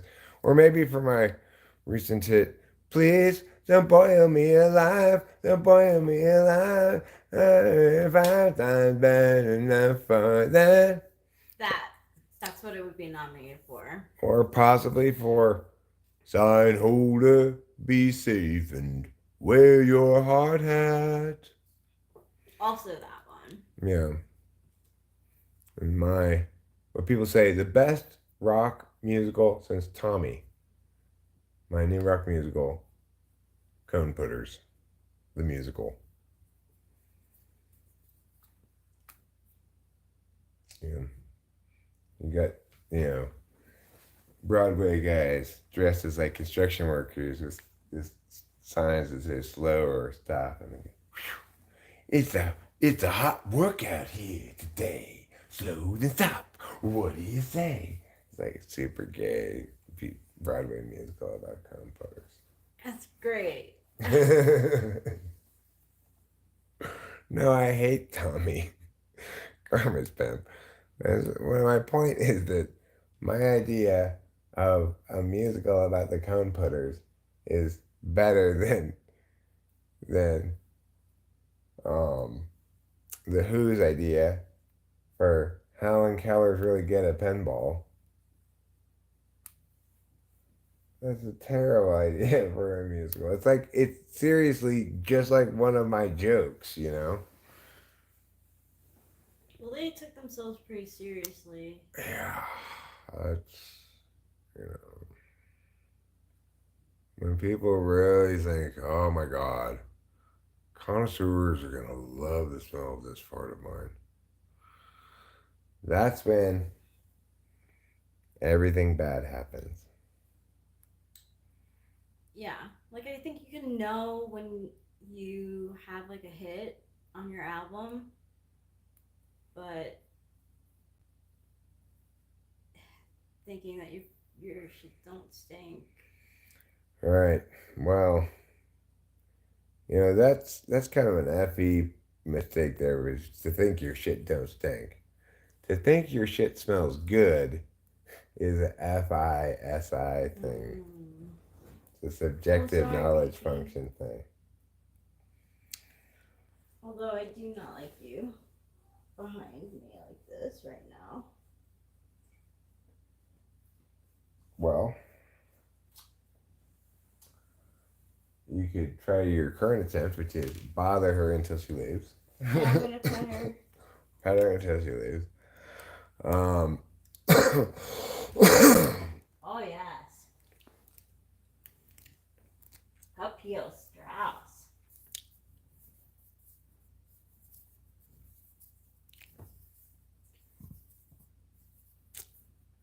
so I really like my idea of being, just calling myself, like on a short, for example. Hi, my name's Eric the Mansplainer. Just want to talk to all you ladies out there and inform you that you should always choose a pad that's got wings. Non winged pads are not the right option for you. You're welcome. Why is that? I have no idea. I'm just mansplaining tampons and stuff to women. Oh. Is the concept, you know. I think that you're right though, because I can womansplain. Would you like to womansplain? Yeah. Well, I mean, it is an appropriate topic for you to womansplain. So you get the pads with wings because the regular pads bunch up in the middle. Okay. And you got blood on them. Okay, well, now that I know this, I'm changing my position. My position is now, women, you don't need wings. That extravagance just makes your pads cost too much. You're welcome. That could be. Eric mansplains feminine hygiene. Oh God. Then Eric mansplains. Yeah, please mansplain something. Eric mansplains contraception. Like, contraception is a woman's responsibility. She needs to get on that pill and stay on it until the man's ready for her to get pregnant. Yeah, only angel girls have wings is true. Show media. Only Pegasus have wings too. Also, mansplain shoes. Listen, ladies, you need one pair of all-purpose shoes, and that's it. I don't want to see any of these spiky old pointy shoes, etc. nonsense. Eric mansplains shoes. So wait a minute. Eric mansplains fashion. Now, look, ladies, I know that my grandma, my mom, they were too good for a pair of overalls and work boots. Like that, you know. Should I get those Carhartt? Those are fancy. Yeah. Yeah, those are cone putter pants. No, it make you think of cone putters too much.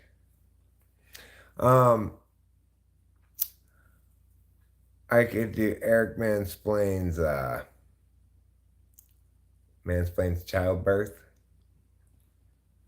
You I know, even love that. hey, ladies, you're having a baby, not being a baby. Can you stop complaining about it? Oh my God, that's gold.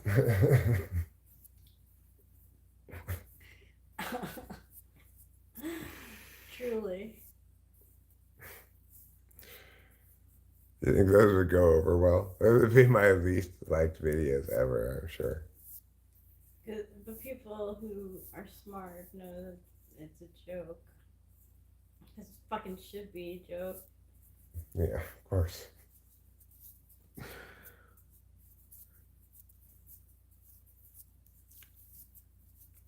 Don't boil me alive. I don't wanna die. I'm not even 5 times ready enough for that. Don't boil me alive.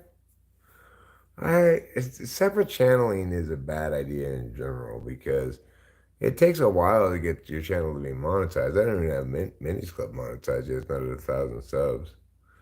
I don't produce work there regularly enough. At least I get monetization on my shorts on TWFE. Oh, that's cool. I mean, but it's like, how much money am I making off of these things? It's like $60 a month. That's what I made. That was like last month. It was like $60. Yeah. So, and that's for 125,000 views. So obviously you don't make much from a short.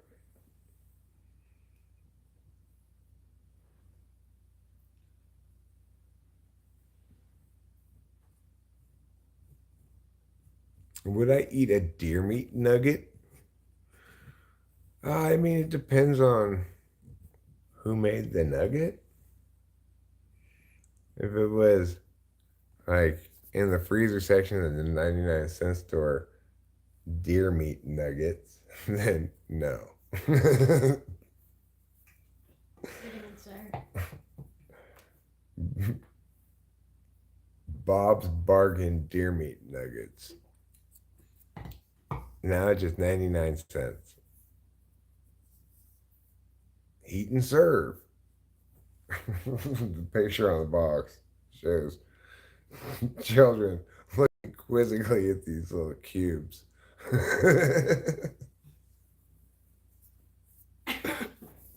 And mom is holding the box and it says, Bob's Bargain deer meat nuggets.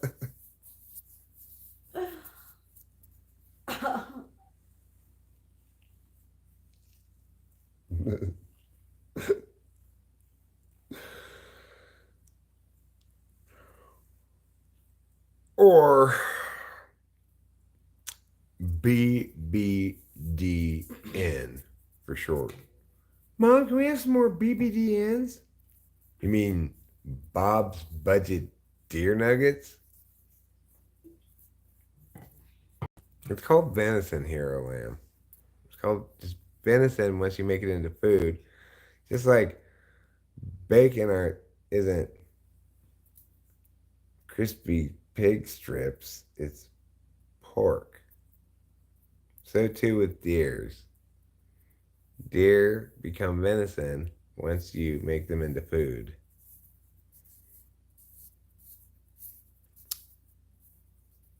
How do you make a cow into beef?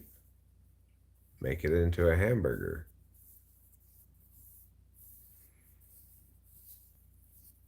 Big booty, cutie wooty. Shake it like you made it out of nutritious meals. It's a good lyric from one of Corey's songs. Nice. You know, big booty, cutie wooty. Shake it like you made it out of nutritious meals. That's so good. I like it. It's great, huh?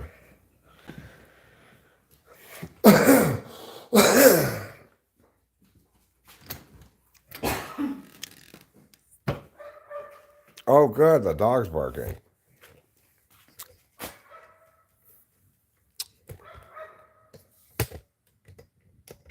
I looked on Nextdoor today.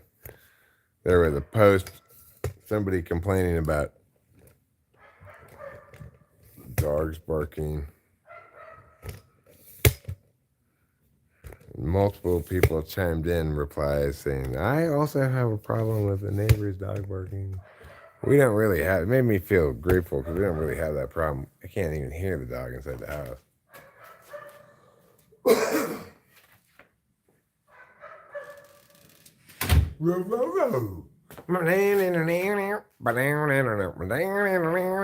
You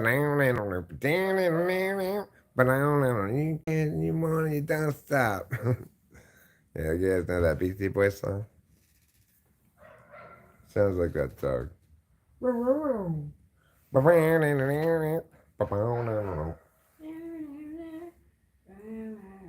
Sure Shot. That's the name of that Beastie Boys song. Sure Shot. Sure shot. Mm-hmm. Oh, I haven't heard that song in a long time. It's a good. Now I can picture the. Yeah, it's a good track. I like the way the door looks with the yellow lights behind Me it. too. Looks nice and, I don't know, welcoming. It is.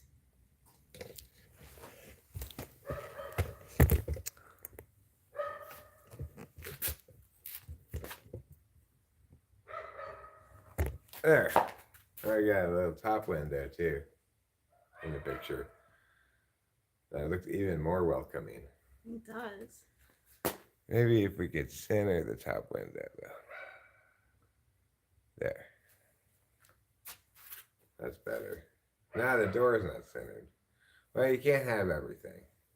No. Where would you put it? As Stephen Wright so famously said one day long ago. Who said it? Stephen Wright. Oh. Stephen Wright. A comedian.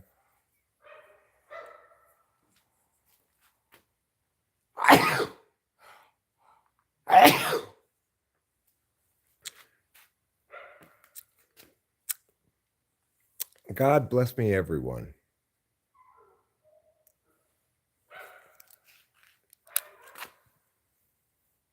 Bless, bless.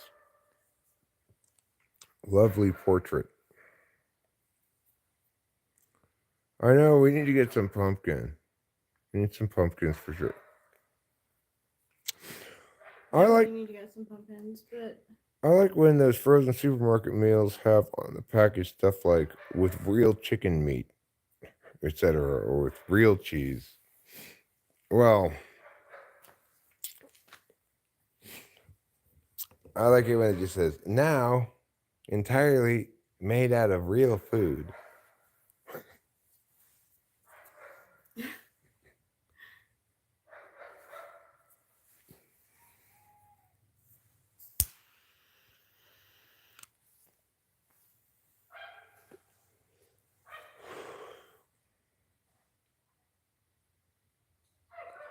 Why the dog barking? Why is he barking? I think I heard them like yelling at their dog, so maybe they're home. Usually that dog doesn't bark when they're home. Yeah. If you had a piece of advice for your younger self, what would it be?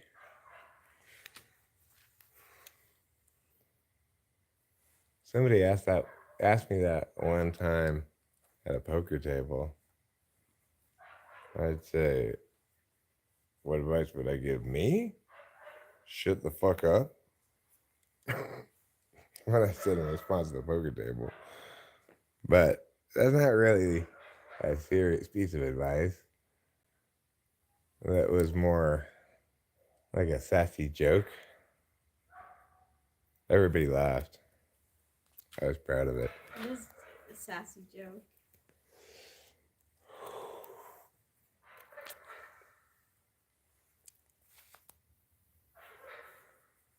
Well,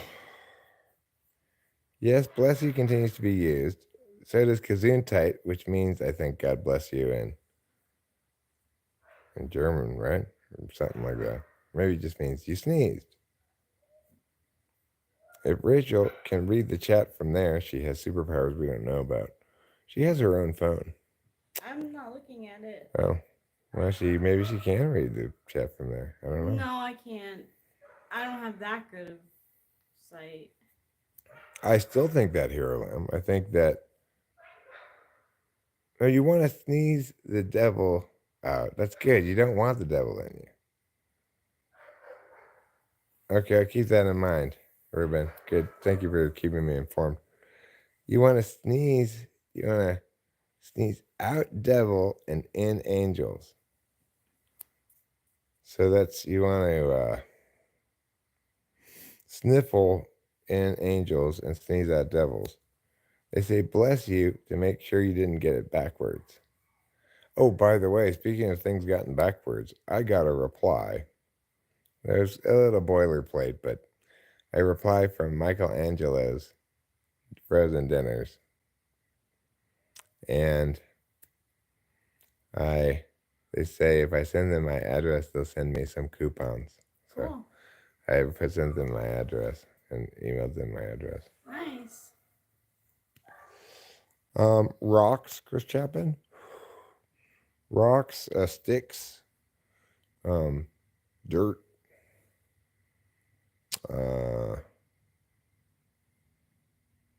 maybe like sand. None of those things count as real food. Rocks, dirt, sticks, sand. None of that is real food. Vegetables, that doesn't count as real food.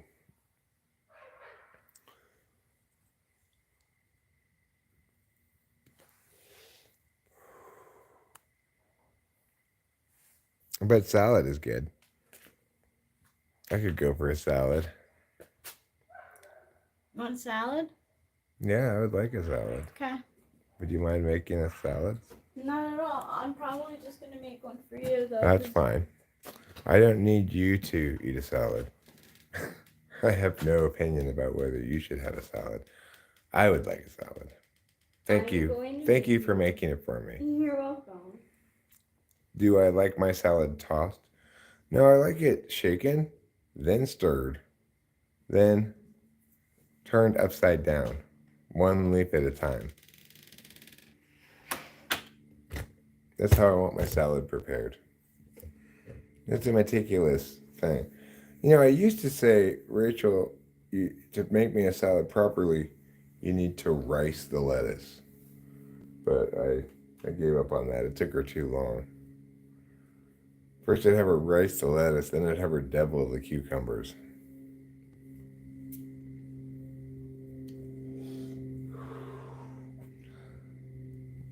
Deviled cucumbers. Here's your deviled cucumber and riced lettuce salad.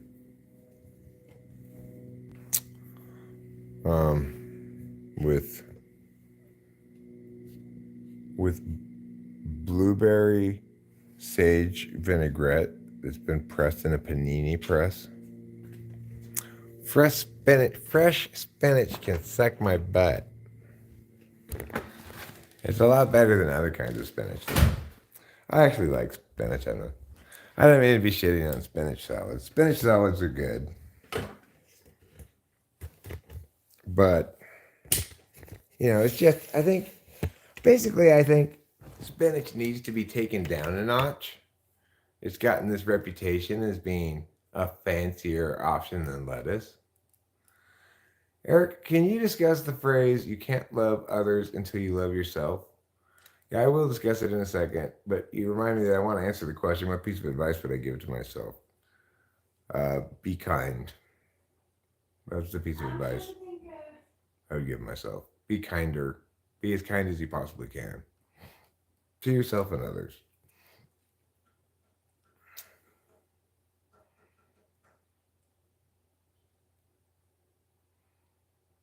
What were you going to say, Rachel? I've been trying to think of what I would advise my younger self. Don't date Harris. Don't date Kimberly. That's what I advise my younger self.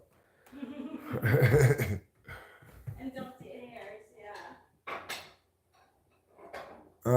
So the phrase, you can't love others until you love yourself. Yeah. I think it's better to say you can't love others if you hate yourself. But really, it depends on how honest you are with yourself about your feelings towards yourself, There are people who... We need them too, huh?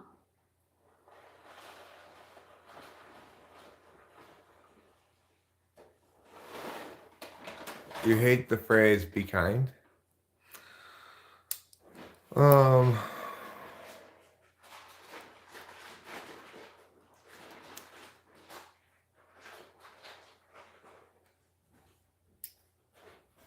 Well,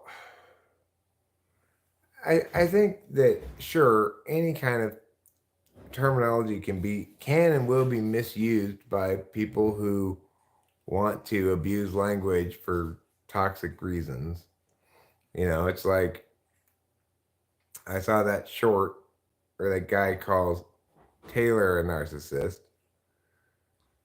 and his justification is that Taylor must think he's a celebrity because he went on talking with famous people. Obviously, that guy is not in a healthy place in general. I can't let other. Yeah, right. Sean Ryan, I got you. Um, so the thing is, I think it matters a lot whether you're when and how you get damaged in life. So for people who are damaged a lot in childhood, it may never be possible for them to love others, and the reason they can't is because they don't feel as though they can safely love others and love themselves at the same time, because they learned foundationally that to protect themselves against betrayal, they have to never trust anybody that's important to them.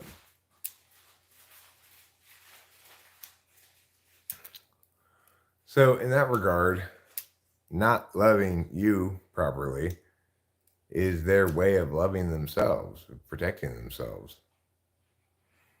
Uh, if you get damaged, and everybody incurs some damage, emotional traumas, some betrayals, some whatever. If you get damaged later in life, and this the source of the damage is isolated enough from the rest of your life, and it doesn't go on for too long, then um, it still may negatively impact your ability to be a good partner. Like, I know that after my first marriage, I was going into my second, um, hyper jealous and searchy and suspicious of communications and stuff. I carried that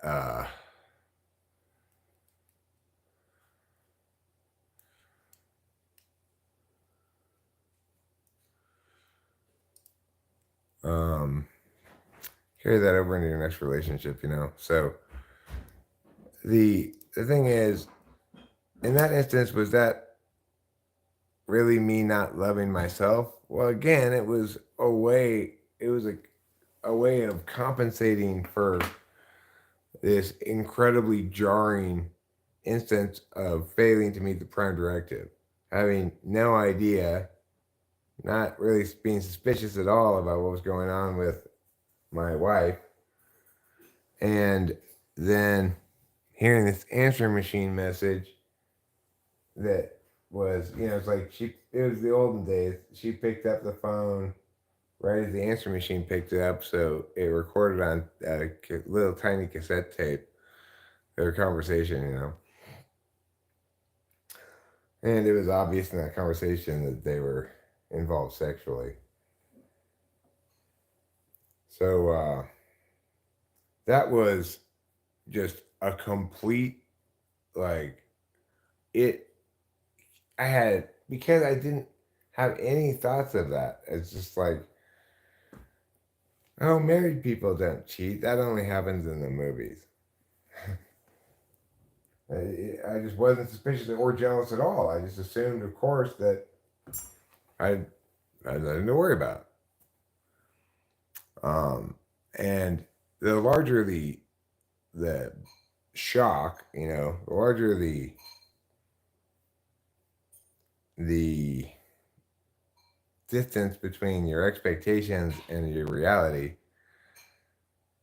then the more it's experienced as trauma. Learning my first wife was cheating on me in that fashion was probably the most traumatic thing I've ever gone through, really. It was probably more traumatic than my dad killing himself. More traumatic than the steady. I mean, it's hard to say when you're measuring, like, thank you so much, Tori. You're welcome. When you're measuring, like, a bunch of little negative impacts against one huge, big impact. But in that regard, because, Kimberly's abuse was kind of a slow boil in the sense that you grow accustomed and expecting it. Um, it doesn't feel as nearly as traumatic as that was. That really was like, I was rocked to my core. And I did not even like this woman, let alone love her.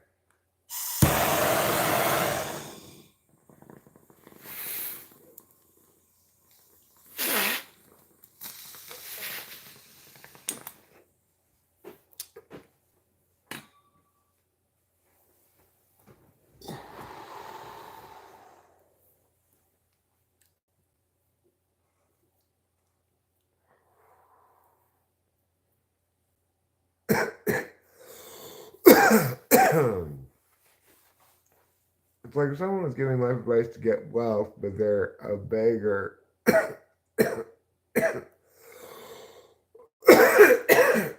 not sure who the they and the you are there. Is the beggar giving the life advice to get wealth or receiving it? In either instance, it's a nightmare or a bad idea. I like that there's a rat at the beginning of the title because you're a rat. Rachel's a rat too. Mm-hmm. Rat and pigs get along. That's why I like McDonald's.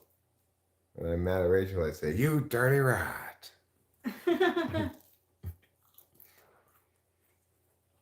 Squeak, squeak.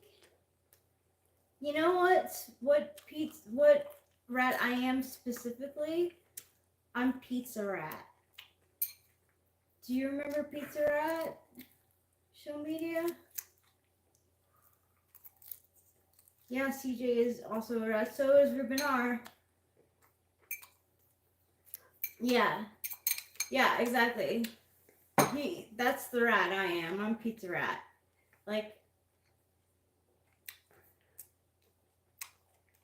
Rube is an ox. What does love have to do with marriage?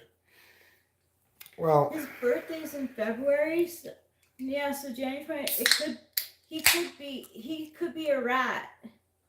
Did you do it on a calculator? Because I'm January 16th, 1985. Oh, you checked a while back? I think he thinks that he's a rat. CJ wasn't born in '85. No, he was born in 96. The interesting thing about love and relationship is, like Rachel's dad said to me at the wedding, I think I said something, I initiated a conversation maybe where I said something like, sorry about whatever difficulties we've had in the past, I'm sorry for my part in that or whatever. I'm not sure how the conversation started, but he said, Eric, no, you really love Rachel, and that makes up for a lot. You know what's so funny? He's so FI. He said to me yesterday, he's like, you may have a husband. Well, actually, Ruben R is right because he told me that he's a rat. He's like, you may have a husband. Don't forget, I love you. Dad. What did you say? I was like, I know. That's funny. So, I mean, the thing is, when he said that to me, I thought, okay. Like, you know, it's to say to somebody that you love her a lot, you love her so much, and that makes up for a lot. I mean, it's saying basically you have a lot to make up for, right? But regardless of that, No, you're a rat, Rubenar. regardless of that, even at the time, I talked to Rachel about it and said it's funny because that's not anything I would ever say. I would say, well, you treat her really well, and that's what matters the most. You know, whether or not you get along with me is irrelevant. You treat my daughter really well. I see it every time I see you interact. I would say something like that, right? Because lots of people really love each other, but they don't end up staying together. Or at least they say they really love each other. They insist on it, and who am I to tell them otherwise when they're talking about their subjective feelings? But they just are terrible together. Yeah, and they stay together because of love. Feelings, anyway. Yeah, I don't Yeah, know about love, but a lot of subjective reasons, right? There's subjective reasons like, well, we co-own a house. There's subjective reasons like, well, we want to. I don't. We don't want to have to deal with shared custody of the kids. There's those are all subjective reasons too, you know. Feelings is another subjective reason, but it's really underlying all those other kinds of subjective reasons too. People don't like change. They don't want to experience it. They don't want. They're scared of being alone. There are a lot of different reasons why people stay together. yeah, there is. You know, maybe you're afraid that if you don't stay together, Jada Pinkett Smith will marry you. Oh my gosh, talk about narcissist.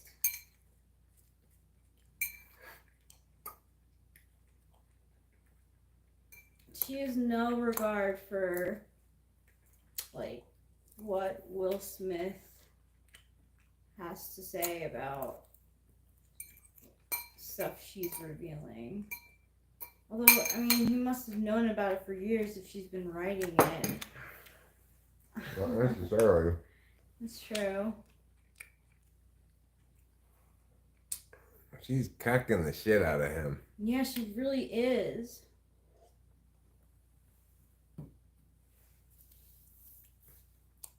Acacia, are you a dragon?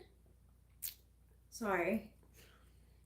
Meghan Markle and Jada Pinkett Smith should get together and take turns shitting on Prince, whatever, and Will Smith. So I was listening to a YouTube about body language, and it said the guy said that Meghan Markle speaks very like what's the opposite of genuine? Disingenuously? Yeah. She comes off as very disingenuous, and people don't like her for that reason. It's one of the reasons. All right, so No. I'm gonna try to exemplify disingenuous body language. And you tell me this is disingenuous body language. No. Okay, how about this?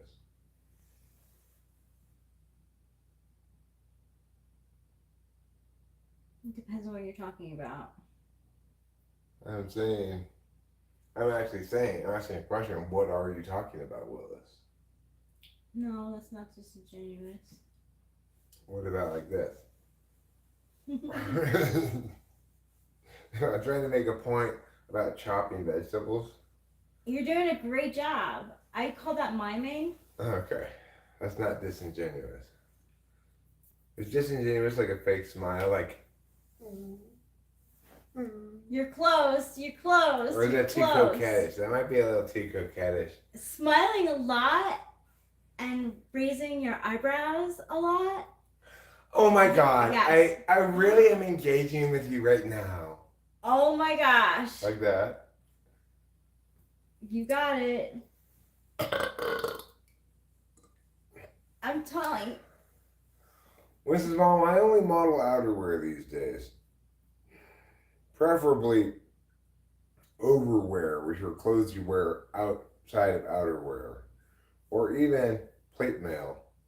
There aren't a lot of calls to have me modeling plate mail, but if any plate mail merchants are looking for a spokesperson, I'd be happy to model your plate mail.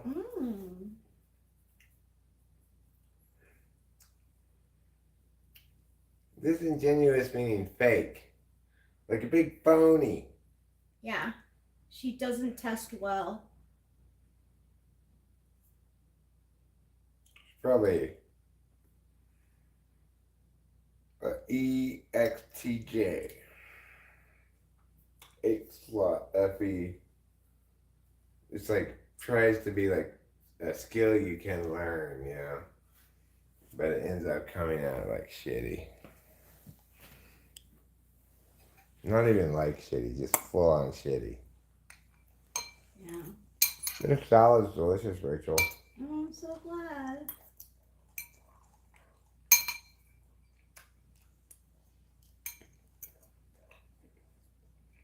Yeah, Ruben R, for the longest time, like in grammar school, I learned that 1985, Chinese New Year, animal is the ox. So I went on like most of my life until I was like 21, 22 maybe. And I'm like, ooh, fun. A calculator that can tell you your Chinese zodiac sign. I already know my zodiac sign, but I still want to try it. And then I did January 16th, 1985, and what pops up? Rat. And I'm like, oh my god, no way I'm a rat. The United States hates rats. Like, I can't be a rat. And I put in my birthday over and over and over again. Because I was like, so like, no, I can't be a rat. No, I'm not a rat. Well, Rachel, it must have explained your confusion back when you thought you were an oxen. You were trying to pull big wagons around, but you can't pull that kind of weight because you're actually a rat. So, do you think the ox was dumb to let the rat on his back, or was the ox just like a nice ox? I don't know. I mean, it depends. What you have to talk to the ox and learn the subjective data of the ox as to why the ox felt this was a good idea. If the ox was like, oh yeah, I'm gathering karma points, you know. So even if he fucks me over in some way, it actually works in my long post reincarnation favor. Yeah. If that was his reasoning, then he was just playing a long game, you know. Smart. But if his reasoning was, well, I think rats are those things. They clean all the fleas out your fur. Well, that's not true. So then that would be a poor reason. Oh. If he thinks, for example, maybe the rat is not a rat, but is in fact a hat, and puts it on his head, and then complains about how its lack of brim makes it a poor solution for a sun in his eyes, well, not such a good reason. I agree. If you said goodbye to me tonight, there would still be music left to write. What else would I do? I'm so inspired by you. That hasn't happened for the longest time. Then I thought that I'd get on, and I would be wrong. Now there's the woman that you are, and you're wonderful so far, and you're more than I've hoped for. If you want to sing the second verse, you have got to make it all up first. 'Cause you don't know what the words he wrote are. And for the longest time. Whoa. For the longest time. Whoa. For the longest time. That's a Billy Joel classic. Yeah. I want to sing a Billy Joel song with you when we do karaoke. Okay. We could do For the Longest Time. We could do It's Still Rock and Roll to Me.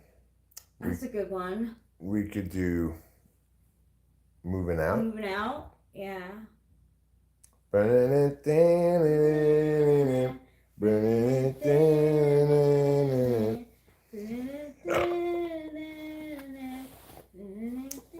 a good one. Anthony works at the Grocery store, saving his pennies for Sunday. Mama Leone left a note on the door. She said, son, you moved out to the country. Oh, but working too hard will give you a heart attack. You wanna know why now? Who needs a house in the sack? Is that all you get for the money? Well, you mean that it's all about. Yeah, that's what it's all about. And that's moving up the line. Moving out. It's a great song. I love that. It's maybe my favorite Billy Joel song. Although, there's plenty of Billy Joel songs that I think are good. Like, I kind of like Big Shot. That's a pretty good one. Big Shot's a good one. And Italian Restaurant is really good, except for the beginning and the end. Right? Like, chop it off. It's a great song. Yeah, I agree. Just needs to not have those ridiculous cinematic intro outro things. I've done my 13 moon astrology. It turns out that for whatever reason, I was only given 11 moons. Yeah. They left 2 of them out of the box for me. I'm sorry. So it turns out I've got the moons for Earth, Mars, Jupiter. I think that's it. That's 13 moons right there, pretty much. That's 11. Other people, they might have Neptunian moons, Plutonian moons. Does Pluto have a moon? Maybe it does. Maybe it's called Charon. Maybe. Does the sun have a moon? Maybe it does. Maybe it's called Mercury. Wait, Karma's Pimp, is there a calculator that you can find out your 13 moon astrology? I want to try it. Just multiply your regular moon astrology by 13.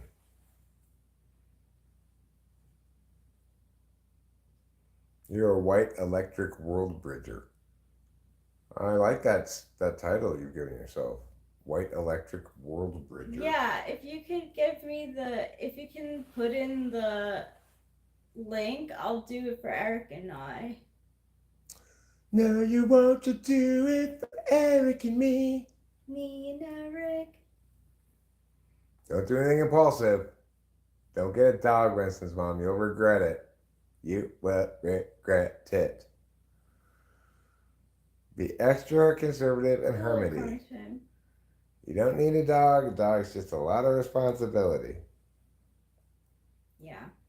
You say you're going to take care of it and walk it and clean up his poop, but you're just a child. I can't rely upon your responsibility.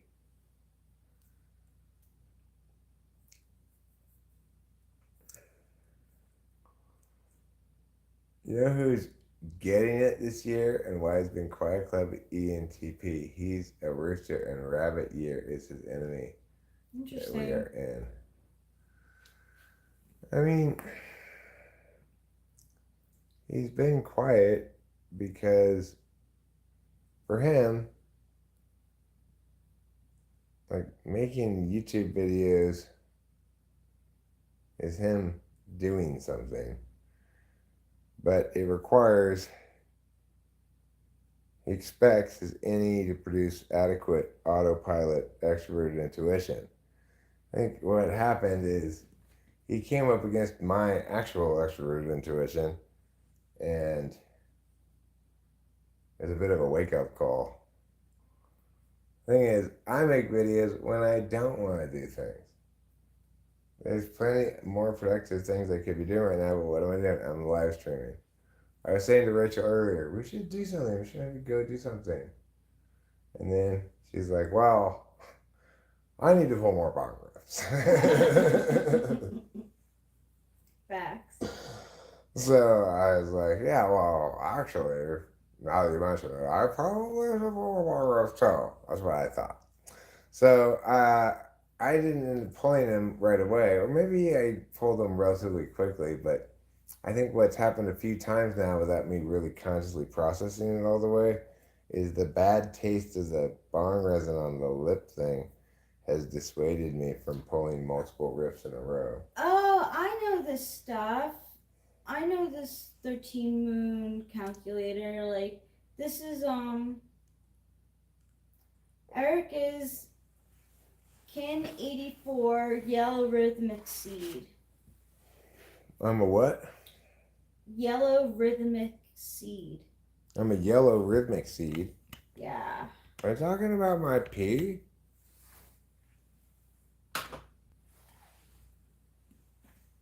I make a lot of beats by starting with the rhythm of my pee.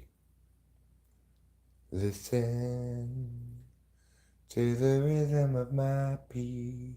I think that's why you are the yellow rhythmic star or seed. You know, I was reading an article earlier about how sperm defy one of Newton's laws of motion with their amazing ability to move through viscous fluids at with an efficiency belied by the very definition of viscosity. Wow, that is interesting, Eric. You know what else share this quality with sperms? Certain algae with flagellum. So, therefore, sperm is algae.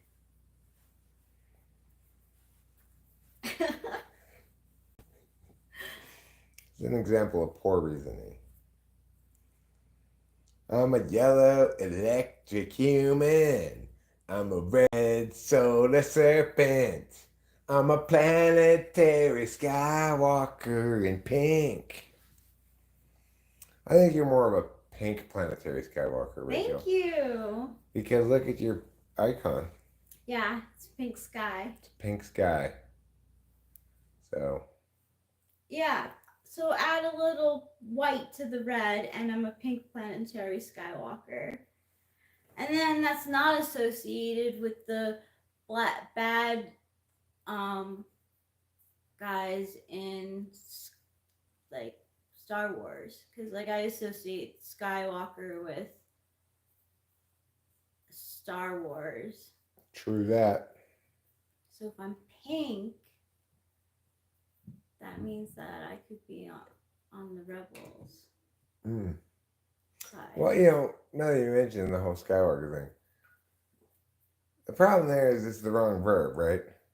Things in the sky are flying, not walking. True. You can only walk on a solid ground. Odd elastic modulus, which according to scientists can swim by deforming their bodies in a way that does not elicit a response from their surroundings. Exactly. You read the exact article I read. It was interesting. I also read an article about Jada Pickett Smith and Will Smith. Oh yeah. Yeah. What did you say? It just said that when Jada Pickett Smith was talking, like cucking his ass, he posted on social media, notifications off, smiley face.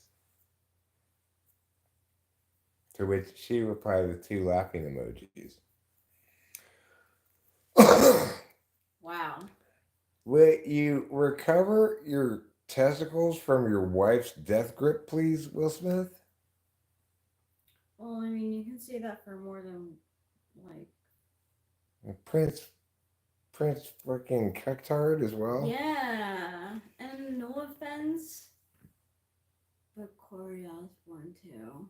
Yeah, yeah. Corey Osborne too. True that.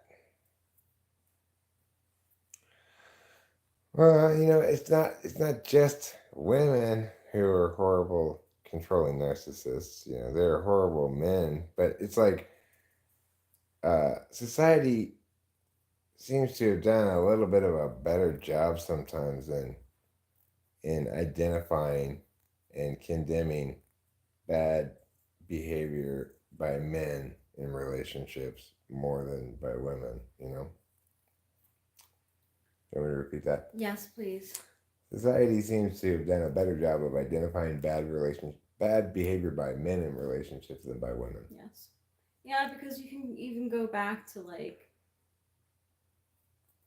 famous people in the 50s hearing about domestic abuse, but on the male side.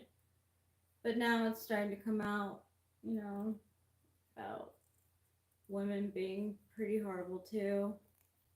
Well, it's like when we first started going out and toxic people were trying to attack us, what did they accuse us of? They accused me of being controlling and like not letting you have your phone and stuff. Yeah. But Yeah. obviously, nothing like that ever happened. No, not even close. Oh, so, like, the idea that somehow I was not allowing Rachel to contact her family or anything like that, or otherwise being a horrible, awful, controlling man like that was completely fabricated out of whole cloth. It was based on absolutely nothing. Um, but the point is, they didn't they didn't try to create a fiction that portrayed you as a subtly manipulative narcissist or something. Mm-hmm. True. Now, granted, probably easier pickings to go after any extrovert who has any kind of confidence and assume that, oh, because he gets mad at people in the chat, he must yell at Rachel too. But Mm-hmm. I may yell at people on the live stream, but I don't. I mean, I almost never have. I'm sure it's happened before, but it's like It's so long ago. I don't yell at Rachel hardly ever. I can barely remember any instances of it. If I can even remember one really concrete instance of it, it would probably have been way back at the very, Yeah, very in the beginning when I was beginning. still in the habit of And yelling at Kimberly. and I was at in the habit of like I was just not feeling good, as my confidence was like so fucking low. I didn't know if this relationship would survive. Um, so yeah, we would be yelling at each other, or I don't yell, I cry. Well, I mean, you and I were so we're we. I don't know. Maybe I don't. I should just speak for myself because I don't want to put any words in your mouth. But for me, it's extremely easy to be with you. Probably anybody would say that about you because you are careful all the time. They're cautious to not be perceived as anything else, you know? Yeah. But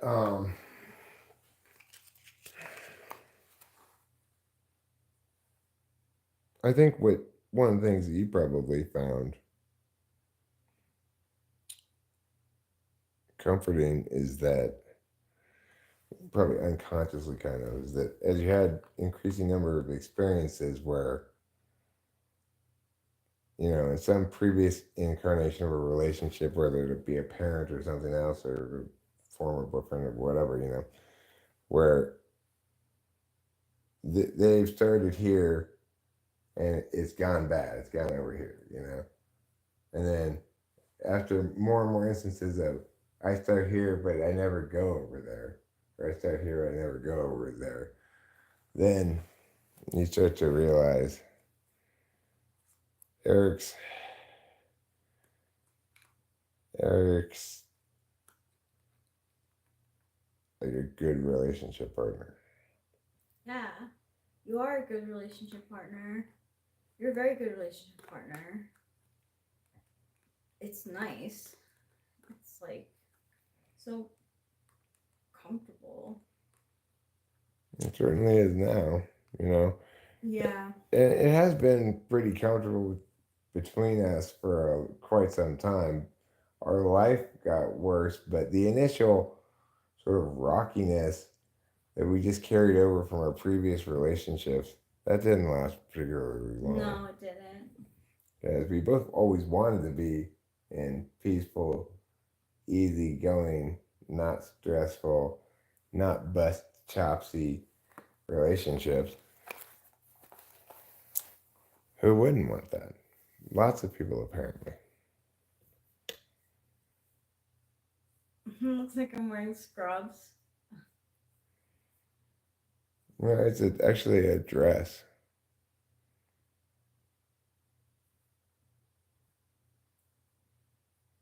Although she's planning on giving me a vasectomy later. She says she's been watching Jada Pinkett Smith and taking notes. Oh my god. Fucking disgusting. I'm just joking. I mean, like, it's disgusting how she is towards him. Like, Yeah, I know, it's horrible. It's horrible, horrible, horrible. Now,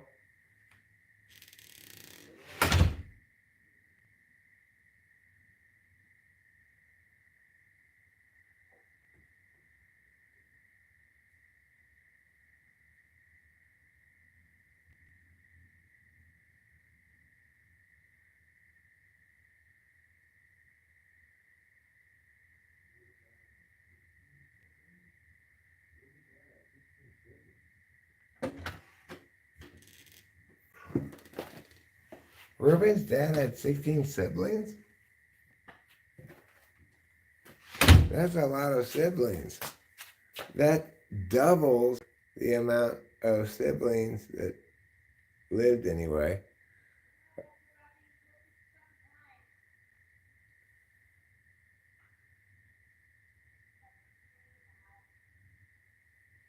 He's not talking to me.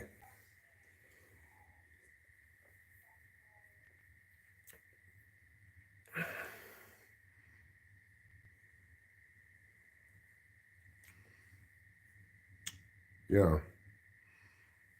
True that.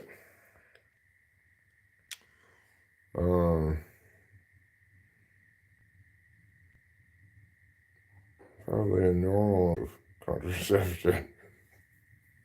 Yeah. That's what's notable about 16 kids. Were they Catholic?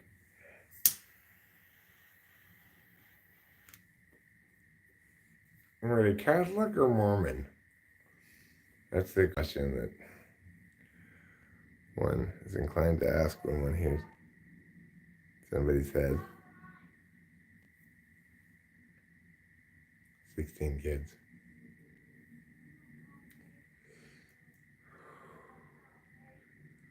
17.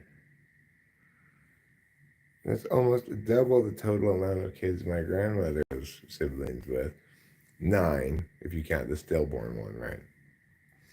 So if you count that, then my grandmother was still a little more than half. But your dad's parents just need to have one last kid, and then he'll have twice as many as my grandmother.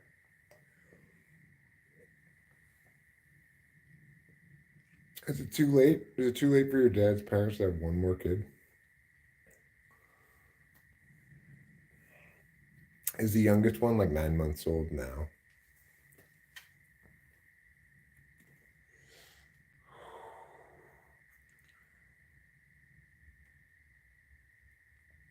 After, like 6 kids, they were sitting there around the dinner table one night, and Ruben's grandmother said, "Boy, I can't believe none of these contraception methods we've been using have been working. I tried the pill, I got an IUD, I got a diaphragm, you use a condom, and you pull out, and we still keep getting pregnant." The dad says, "You know what? I think I want 10 more kids." We already got 6 screaming brats around us. What do you mean you want 10 more kids?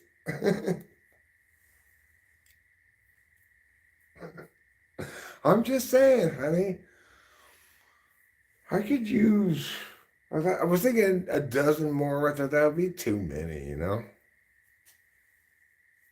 We already got half a dozen. I was thinking, why we could have a dozen.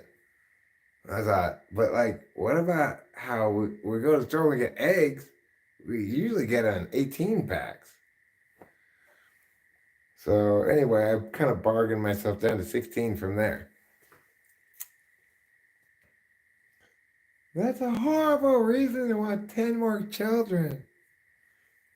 Look, there's no way we're going to end up having 10 more anyway. This is just a pipe dream of mine. It's just a fantasy.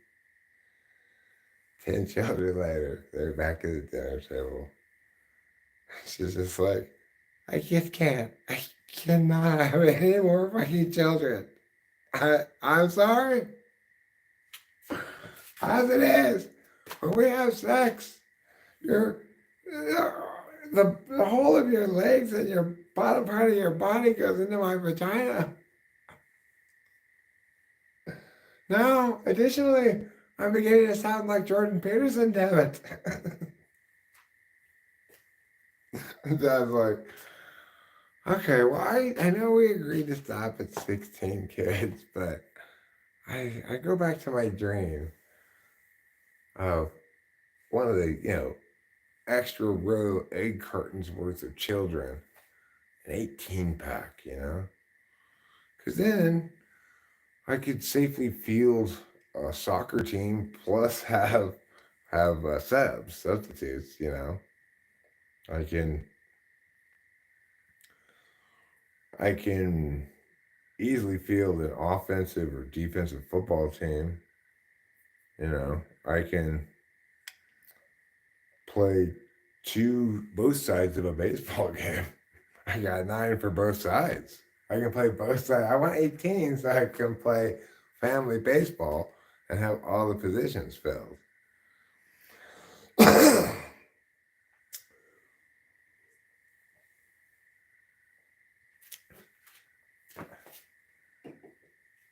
Damn it, Javier!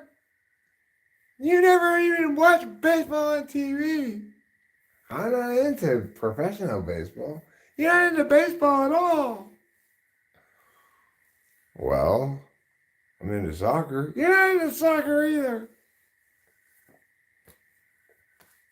Every time I catch you, you're reading that book on how the swallows go to Capistrano. Oh, the swallows. They're so beautiful. Capistrano is a magical place. Yes, Javier, I know you love Capistrano. But I'm telling you, I cannot bear any more children.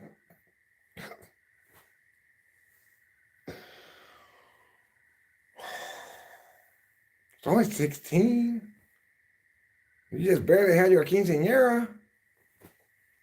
No, no, Javier. That's not how quinceañeras work.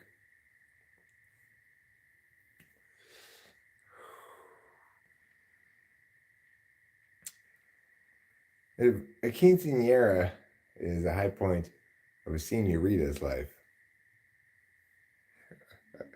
the 15th child is a high point of the senora's life. She goes, oh, big party for me. I got this 15th baby. And she turns Italian. So I'm baby 15 and she turns Italian.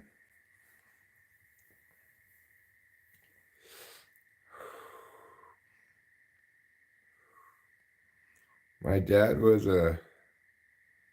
I can't read that.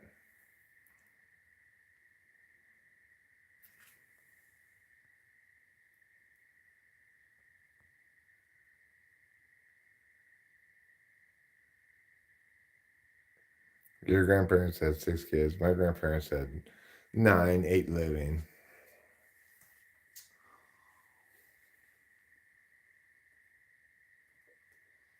My great grandmother lived till she was 99 years old, and she drank buttermilk. Just straight buttermilk. How crazy is that? How old fashioned is that? Can you even get buttermilk anymore at the store? I'm not even sure they have it. They probably just have it for people who are making pancakes, I guess.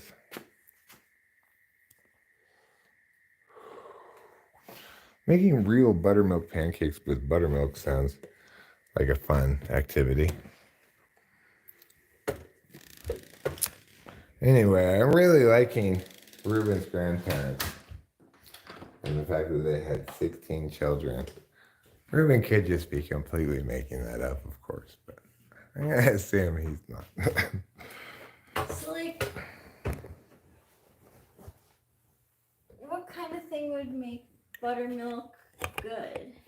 Like, Well, I mean, buttermilk pancakes, presumably, oh, that's what I meant. Yeah. are made with buttermilk if you make Yeah. them the old-fashioned way.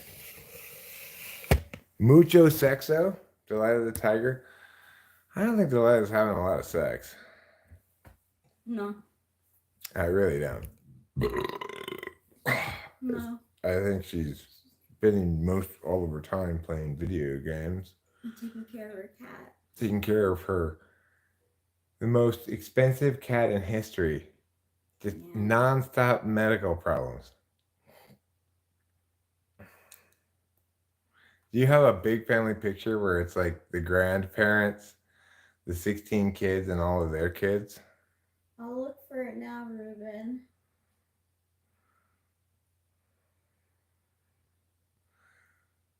Okay, Ruben, if you want to be cool, you have to call it the gram. Take a look at my pictures on the gram. And eventually you can drop the like Facebook did. Frances Bean Cobain, daughter of Kurt Cobain and Courtney Love, and Riley Hawk, son of Tony Hawk and Cindy Dunbar, got married in a ceremony officiated by REM's Michael Stipe. It's a lot going on. Boy, yeah. I would hate to have him officiate our wedding. Oh my He'd be God. like, and something never cries. Michael Stipe should change his name to Michael Stinky. Okay. Tigers are strong women, though, and adventurous. They tread their own path. Yeah, she's strong and adventurous. I wish she would eat more food. That SI ignoring SE Dome. She's skinny as a rail. She turns me into a Jewish grandmother. Oi, eat, eat. Have some matzo ball soup. Italian who is moms also are like that Italian. too. Well, all of my accents turn into Italian eventually. Well, it's true. My grandma La Pelosa would always tell me, "Manja, manja, eat, eat." Manja, manja. Yeah. She Oh. always said that. Oh, that's She did. She loved me like that. It was nice. Here's one of the family photos of the cousins. Some of the cousins, I'm guessing. I'll look for more. Okay, I'll look for that. Cousins at grandma's house.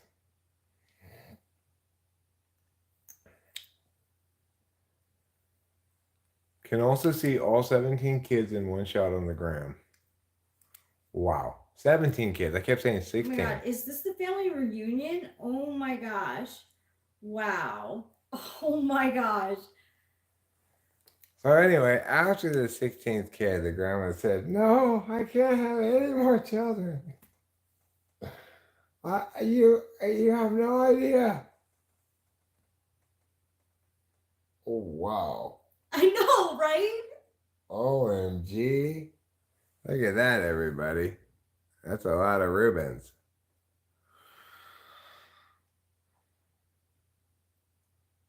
She's pregnant for over 2 decades.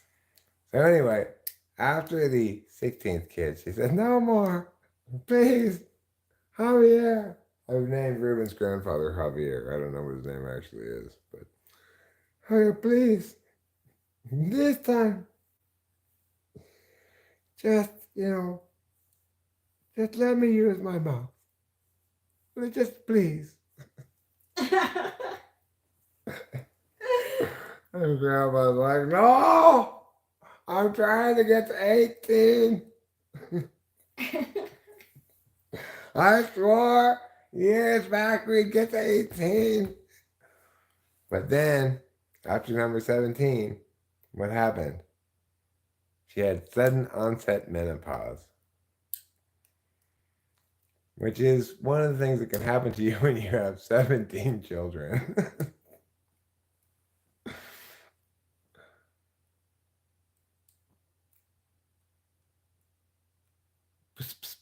I can't find you, Ruben.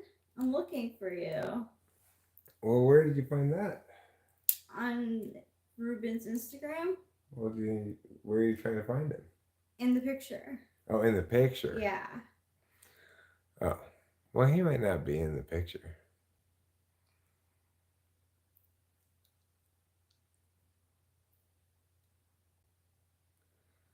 So, anyway, what's the breakdown of boys and girls? How many of the 17 were boys? How many were girls? Gray shirt top, he says. Gray shirt top. How many of the 17? Oh, there you are. There's Ruben. Tell me. Tell me how many kids? 10 girls and 7 boys. Well, they can play 5-on-5 volleyball. The girls can, The boys can play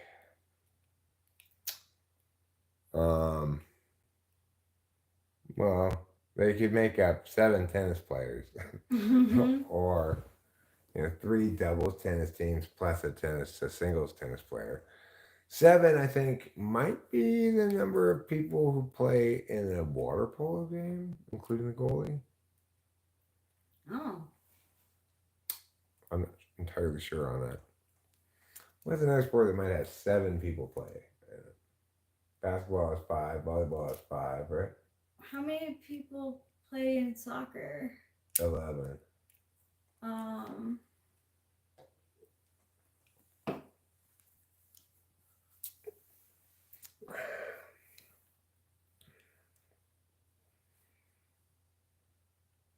7-on-7. I mean, it could be like maybe.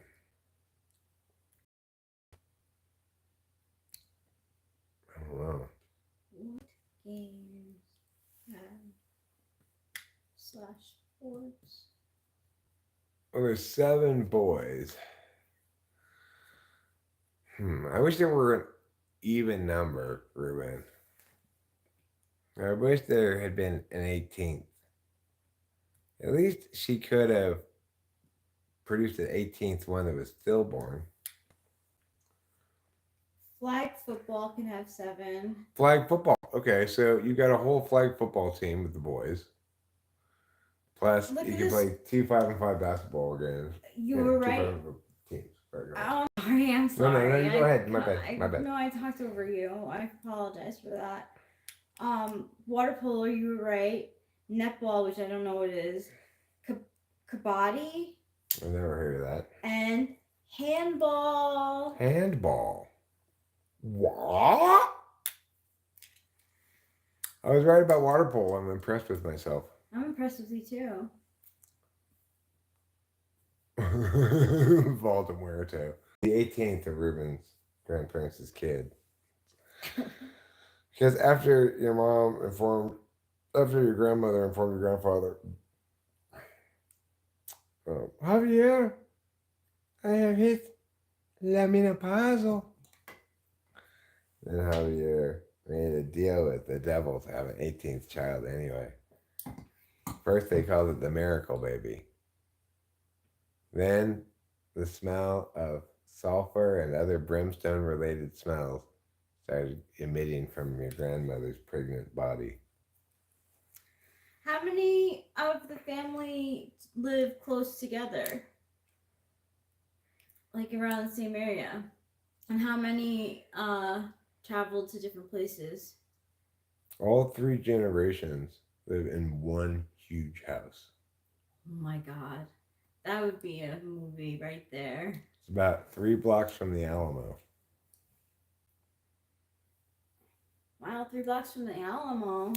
Their whole plan, right in the original incarnation of this plan, the grandfather and the grandmother wanted to retake the Alamo. Oh! So that's why they wanted to have so many children.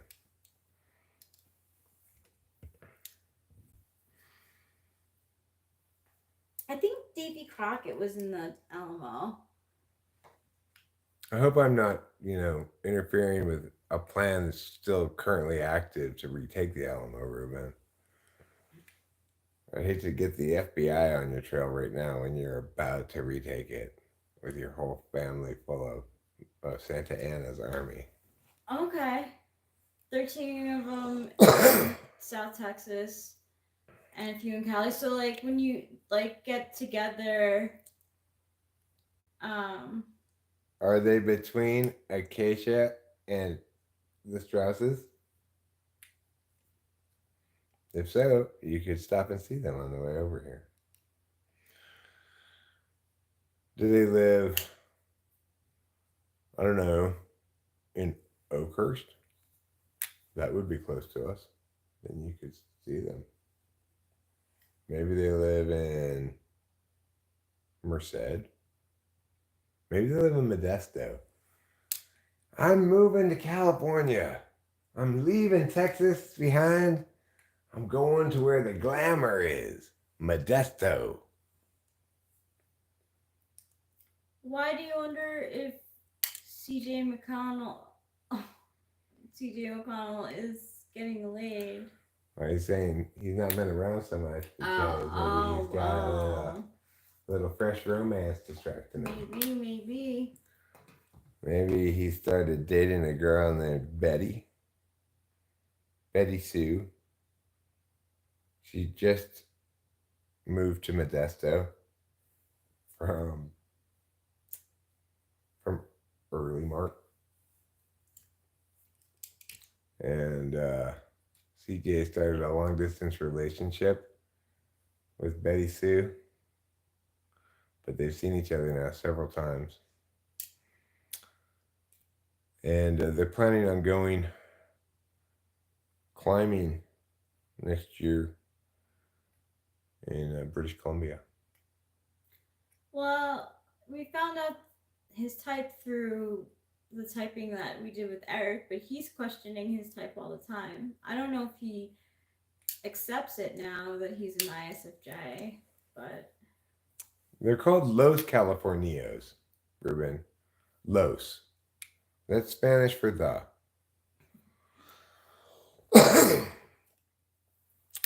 You must know yourself before you can make love to others. You must make love to yourself before you can make love to others. Maybe true.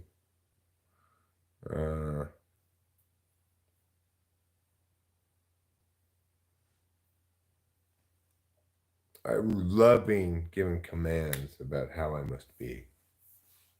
So do I. You must be like this. You're not like this enough. What? Oh, God damn it. get it, Pio.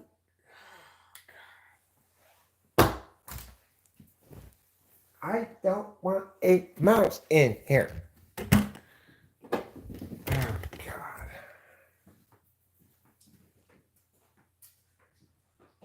Alright, well, this thing's empty, so this is good. You should use this thing to catch it. Thank you for doing that. I don't even know. How can I help?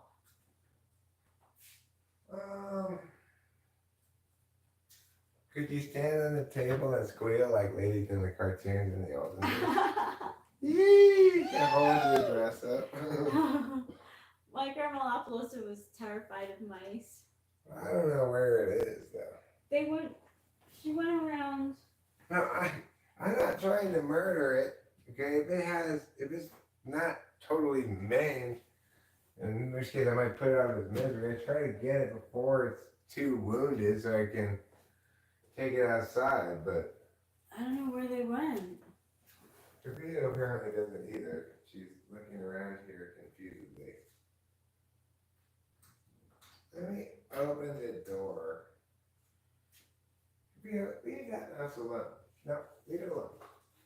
I found it. Thank you. He found it, everyone. No, Sophia, get away. Leave that mouse alone.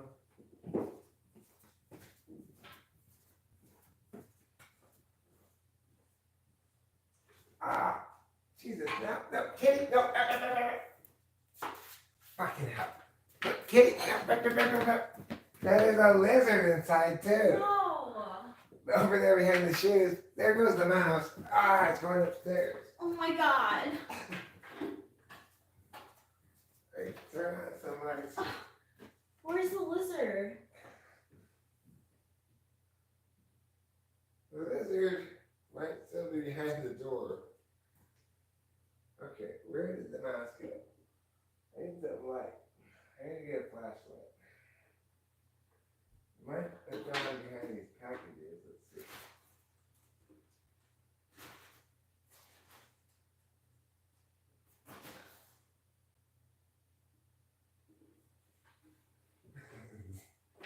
Oh my God. Is the lizard still back there? Yeah, there's the lizard.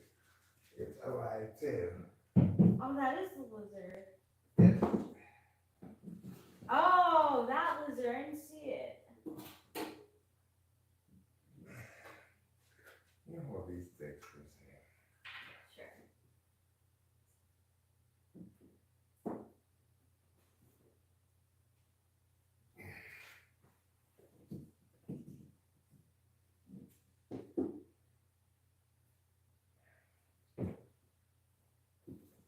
God damn it.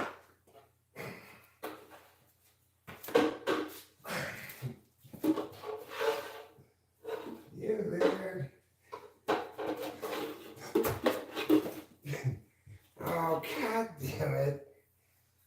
Okay, can you bring the camera over here, please? Sure. You guys have to see what's going on. Oh, my God. We got a lizard and a mouse happening concurrently. This, of course, is a problem. Alright, I got the lizard. I don't even need to put it in this thing.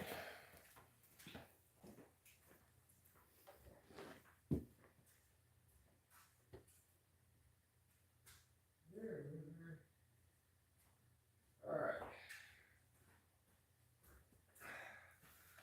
Now I gotta find the mouse. And now I can put these sticks back. Oh man. So it's upstairs? Yep. If it made it all the way upstairs, I don't know. What I will do is go with this flashlight and look for it. See if I can spot it. Do you If want I me to bring the can- camera? What's that? Want me to bring the camera? Yeah, please. Because I'm not seem to figure out how to turn these lights No, on. you Can you can't. turn that one right there? There we go. And then you can get the light on from up there. Okay.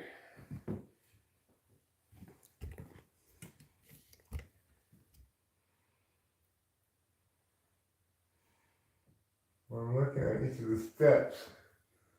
Not seeing it. I know I saw a scramble up here. Underneath the stock now. Not under those packages. So, I guess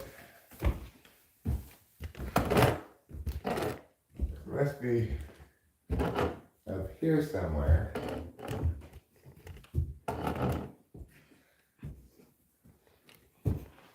It could be in the bag.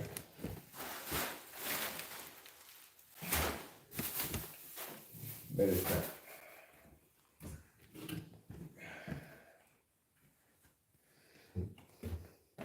Well, how do you like those apples? Not very much, I'm guessing. Who knows where it is? Who knows where it is? Now I want like Capio to get it. Yeah, well, that's the nice thing about having the cats. They'll get it. Yeah. I'll leave the door open tonight. He thinks it escaped. He thinks he escaped, but he just signed his death warrant. If he had let me capture him, I would have put him outside. Yep. Instead, now the cats are going to have to deal with him.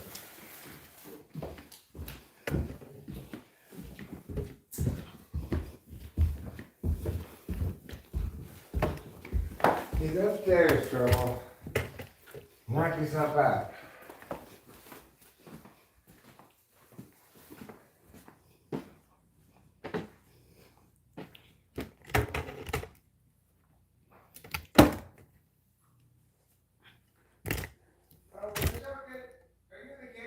Yes.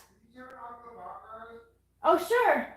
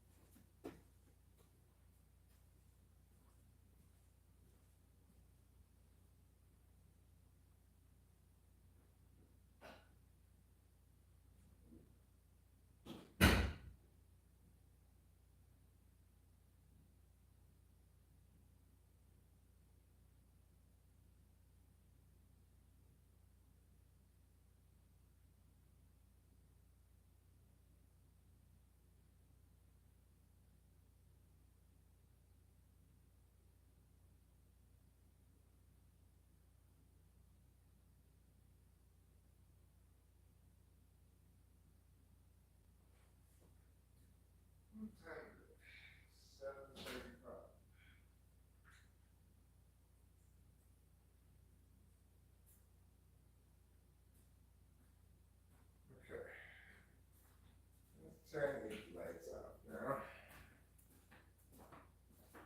Ciao. Ciao. Ciao. Yeah.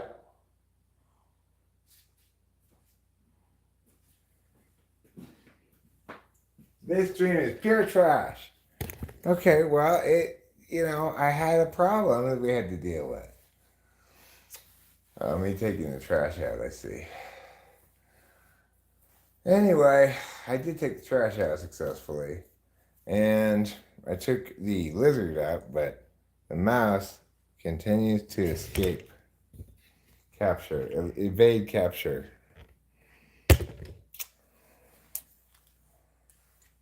So, sometimes that's just how it is. Sometimes you can't find the mouse. And you find it later on, dead in some corner. Well, anyway, I'm going to wrap this up because my battery's giving me the running low warning. I've been going for a good 3 hours. So, thank you all for being here. I enjoyed our pleasant evening together. And I anticipate that I will no doubt see you again soon. Until then, I bid you a very fond, loving, and tender adieu.